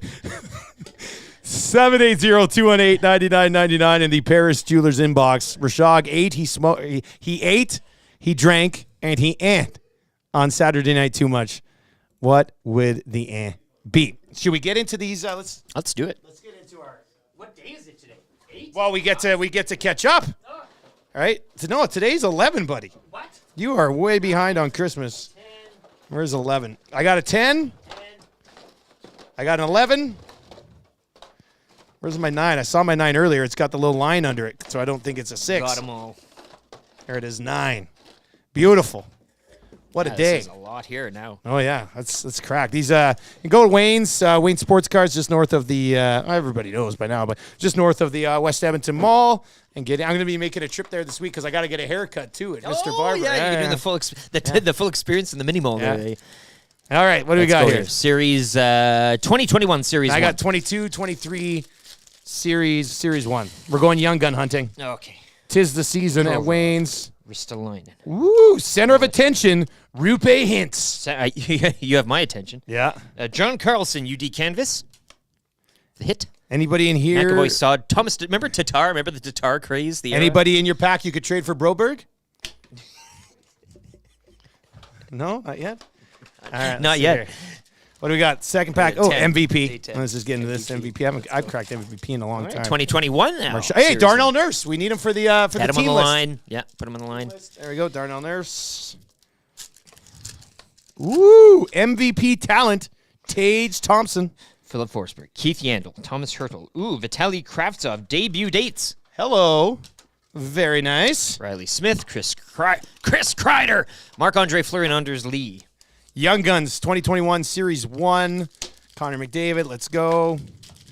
This is great when you save up your advents. I know, hey. And actually, you know what? On my Kit Kat advent at home, there's 2 days I get when I get home. So that's nice. All right, let's see here. Hey, Kiva Ranta, Young Gun. There we go. There's one Dallas Star. Remember Kiva Ranta in the bubble playoffs? Yeah. He was a sensation. Goligoski. Martinez. Oh, my goodness. For the Muzz, Zach Oh, Cassian. baby. Beautiful. Oh, it's a great smile. Nice beard. God, Nice that's card. real Yeah, nice. She'll love that one. Real nice. Get all your Slap Christmas that one. Christmas card shopping done at Wayne's Sports Cards. They got all the Lego in there. Well, they also got as like well. the weird like Home Alone. Like if you're looking for like little one-off gifts and stuff like that, Yeah. like they just got random packs of just whatever. You think of the movie or there's the a bunch show of and they've stuff got there. it. Yeah, So yeah. pop in there. It's good for like gay gifts. Do they have and Home stuff Alone like that. cards? Oh yeah. We should pick some up because we just watched Home Alone on Saturday for the first time. Perfect. The kids had not seen Home Alone. They got it all, baby. So obviously I'd seen Home Alone a ton. My wife has the nerve to tell me as we start Home Alone, she goes, I don't think I've watched it since it came out. I was like, how have you not watched Home Alone since it came out? 1 or 2 is she? The first one. The first I don't even know if she's seen the second one. Anyway, Marshall and Elizabeth, we're just kind of getting them into like non-kids movies. And so like they were like, when they saw that fireplace, they were like, I was like, don't worry, it's just the imagination. So they were all like fired up. But man, I'll say this, Home Alone still hits, man. 2 is better. 2 is the. That's an interesting take. I mean, you can This- say this Home is Alone too 1 much walked, info for the draft next walked week, buddy. to run. Yeah, no, this is we're showing our hand a bit. Somebody but, told me over the weekend, Scott, who at Coach Hockey was, said there's 5 Home Alones now. Well, and that's like with different kids and stuff. That's Other- who Tommy's other going to kids. select with his first round selection. Tommy takes the villain from Home Alone 4 in the first 4, round yes. of the Christmas draft, which is a week and 2 days away. Somebody said we don't even need Ohtani in the Ohtani movie, which is probably true. Actually, that's a great point. It's like the movie Air with Michael Jordan. You always talked about him. There's but you no never see Michael the guy. Jordan Yeah, until yeah. the end. You don't even really see his face. Save a lot and of he money. doesn't really say anything. Yeah, you can spread that money out to the rest of the cast. Star-studded, but with no Ohtani. Yeah. You could bring Gottfried back. Hologram him. Do you realize the amount of money you could take from his contract to make a kick-ass full-length feature film? You could do so much with that. Right? Money. Even budget 10% of it, $70 million for the movie or the documentary. So we've got that coming up as well. You know what? Let's get to this. I want to get to this. I had a couple other things from this game last night that I wanted to get to. I mean, we could continue to talk about Ohtani and the most ridiculous swing of events that I've ever seen. Like, when was the last time? First of all, this is the biggest free agent in Major League Baseball history. And there were multiple people saying that the deal was done and he was on a bloody flight to Toronto. And then the next day he signed with the Dodgers. Like, it just... The next day. That's what's even... there was talk, though, that if it didn't happen, that they're still in the mix, right? Remember when it happened? He was not on the plane, blah, blah, blah, but the Jays are still in the mix. It just didn't happen on Friday. But then for it to be the next day that you're out. This is the exact reason I said 3 weeks ago. I don't know if it was on the log. I think it was here and then on Lockship. I said, this is just going to break our hearts as Jays fans. Remember I was going like this over here? Remember I was doing that? But I said, this was before they even got in on Soto. Then all of a sudden they're on Soto. I was like, oh, just another reason to be disappointed. You're like, in the end, these guys always end up with the Dodgers or the Yankees. And sure enough, one of them ended up with the Yankees and the other one ended up with the Dodgers. So I don't care. Like, I like Bellinger, but I'm not investing anything in this Bellinger thing until. Well, now what though? You have to overpay just to do something. Probably now? Because that's now what Bellinger knows you got the money. You're about to drop $650 million on Ohtani. Like if we come here this morning and Ohtani still hasn't signed with anybody, you're like, okay, well the sweeps, like and if it happens over a period of time, you're like, we tried and there was a rumor out there. But for it to happen the next day, it does seem highly coincidental and probably a little conspiratorial. And that's where people go. If he was still a free agent today and everything, then you get, okay, Jay's still in the mix, blah, blah, blah. No, it was immediate. This played out the exact way we thought it would, and it was heartbreaking. I already had ideas for Ohtani home run songs and everything, man. Like, but here's the other part of it, is that, like, as a Jays fan, I very much wanted him. But for the for the pro Toronto crowd, I just don't get it. It is kind of funny to see, like, because they're hilarious. like, see, people will come here. And now those people are like, well, it's Toronto's so great. So it's like I'm kind of amused by the Homer pro Toronto crowd taking another shot in the pills. But as a Blue Jays fan, this is story of our life. So that's seriously, stop talking about Ohtani. He doesn't deserve any airtime in Canada anymore. Woo! Look at that. So has Ohtani become a villain? Well, is Ohtani baseball enemy number one now to Blue Jays fans? Personally, as a Blue Jays fan, no, because I can't believe I got sucked in on Friday because, of course, it wasn't going to happen. But it looked like it was going to happen. So, I mean, 3 weeks ago, I would have thought he was going to go to the Dodgers. He ended up with the Dodgers. How can I be bitter at him? If you didn't have the hope in the first place, though. This is why I said, why are they even mixed in this? Friday killed you, and now they can't do anything. You bring in Bellinger. Yeah. No, and Bellinger's unreal. I love Bellinger. You will always have that Friday, and that's the problem now. The Ohtani era. As you said, we should all get jerseys that just say OH ... That's it. 69 and is put the number. 08. 08 is the number. Yeah, December 8th. Yeah. 1208. Make that the number. Yeah. Tango says, does Morosi lose his job for the false info? No. And look, I don't want it. Like, there's enough people in the media losing their jobs. Probably gets a raise. But I'm never going to be like, but I will say this.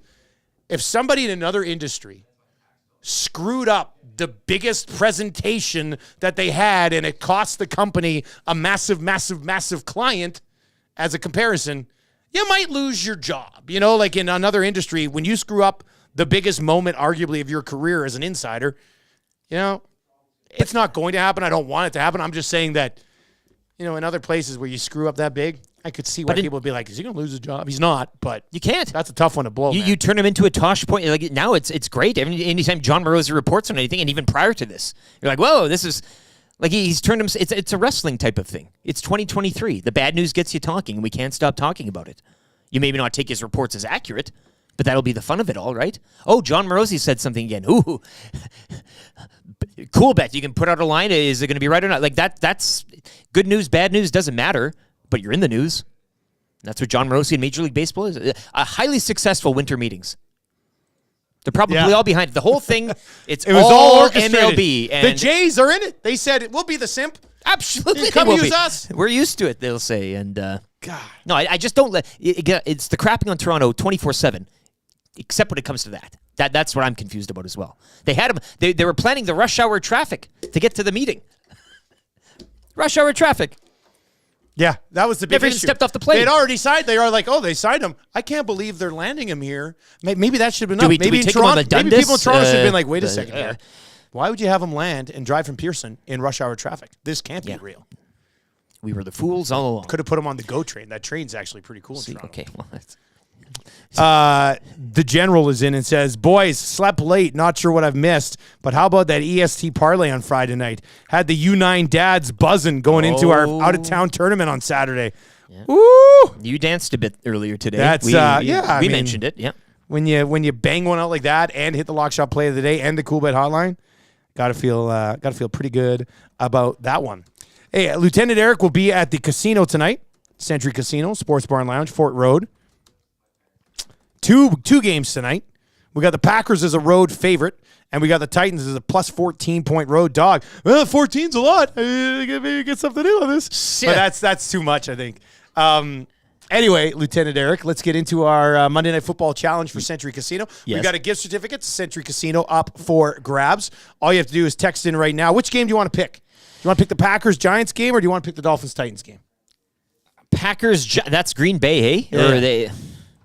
They're 6-point favorites on the road against the Giants. On the road against the Giants. Yeah. Let's go with that one. Okay, so you're going to pick that game. Are you going to take Green Bay? Or Giants plus 6 at home? They might be due for a cover here at some point. I think I'll take the Giants. Okay, he's going to get on the Giants plus 6. If you like the Giants plus the 6 points, you can text Giants to 780-218-9999, 780-218-9999. If you like the Packers, minus the 6, no Christian Watson this week. I don't know if that factors into it, but if you like the Packers, minus the 6, text Packers to 780-218-9999. If you get it correct, you go into a draw. Tomorrow morning, we'll draw a name, and you will win a gift certificate to Century Casino Sports Bar and Lounge on Fort Road. All right, let's get into the wrap for William Huff. If you want your place to look as good as ours, get it done at William Huff. What'd you learn on the show today, buddy? Well, we learned the fallout. I was looking, ever since Friday's show came and went, and YouTube, Trev and I talked like it was a fun. We were like exhausted.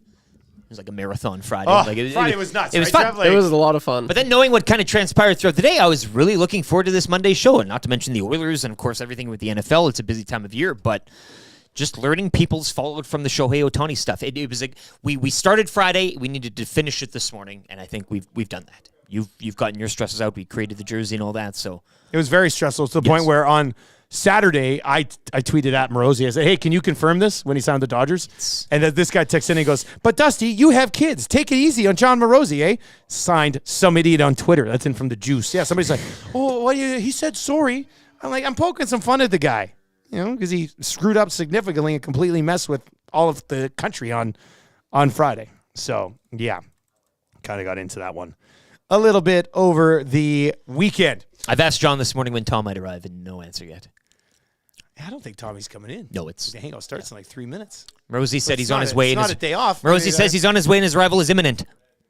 I don't think so. Like, everybody else is here for the hangout. Imminent. What did he say to you last night, Trev? He's like, I was like, oh, I'll see you tomorrow. He's like, I don't know. And I'm like, oh, okay. He's like, yeah.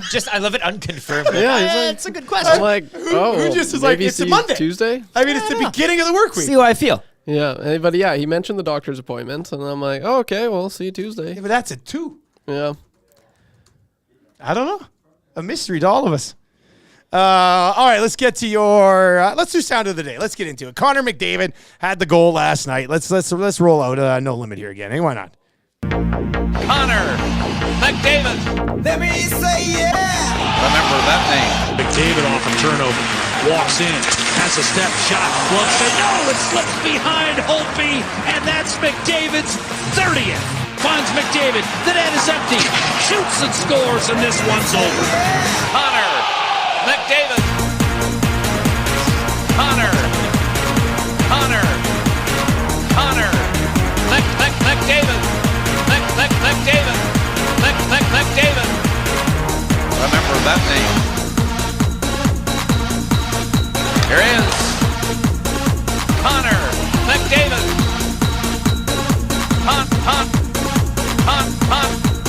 Conor McDavid. Smart move. Here is beautiful. Remember that name. No. Conor has no limit. No. Conor has no limit. Conor McDavid. Remember that name. No limits when it comes to this guy. He's simply too fast. Think he can just fly. No limits, so why do you try? He'll score on his own, or he'll give it to dry.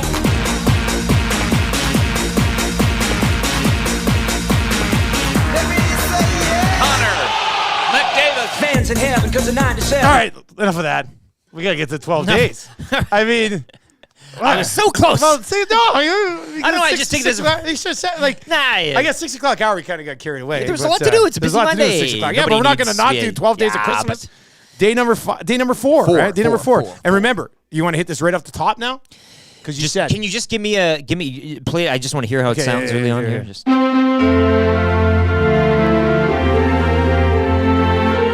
That's day 1 right there. Yeah, okay. So you gotta hit it right off the top. Okay, yep. You good? Mm-hmm. Yeah, I think so. 1, 2, 3. On the first day of Christmas, EST gave to me a black sedan guy being creepy. On the second day of Christmas, EST gave to me 2 Tombstone Tuesdays and a black sedan guy being creepy. On the third day of Christmas, EST gave to me 3 spa dates, 2 Tombstone Tuesdays, and a black sedan guy being creepy. On the fourth day of Christmas, EST gave to me 4 tomato aspics, 3 spa dates, 2 Tombstone Tuesdays, and a black sedan guy being creepy. Nailed it. That's how it's supposed to be done. We are so back. Oh, back, baby. Dude, like the Oilers. It only takes 4 days in, right? Yeah, 4. How about that? Not 1, not 2, not 3, but 4. Choke those down, hey? Gross. Old tomato plant. Absolutely gross. All right, let's get to your text of the day today. That'll be a gift certificate to A&W. $20 to A&W. Go get yourself 4 Mama Burgers if you want, because they're on right now. 2 for $9.99. At Rishaug's weekend party, they ate, they drank, and they all got stem cell transplants. That's it from Garth Vader today. Mark it down. Wow. Garth Vader. Text of the day today. That's a... for the back. Right, I would think for the back. Yeah, for Shoggy's back, right? Okay, now I get At it. Rishaug's weekend party, they ate, they drank, and they all got stem cell transplants. So there we go. Or gout, I guess, would be the Yeah, well, they're all going to have gout if you drank and ate that much. I just use the cheese. Yeah. I don't drink too often, but I'm like, dude, what are you doing here? Screwed. He's going to have gout by next week when we're I'm talking. not a He's doctor, like, oh, but man, I mean, the gout's geez. really active again. Wonder why. Well, it must be because you went on a binge and ate a bunch of raclette. Like the raclette. Anyway. Wow. Garth Vader, text of the day today. Lance says, I'm putting my hand on my chest like it's the anthem. Well, tomorrow's the big one because tomorrow's 5 days. 5. That's the 5. Yeah. It's always something. It's like American Thanksgiving in the NHL. Yeah. You're hitting it there, and you're. Maddie, do you want us to keep delaying until Tommy gets here, or should we wrap? What's that? Oh yeah, I see the group text. Oh, yeah. We're coming in hot. Hot or not? Hey.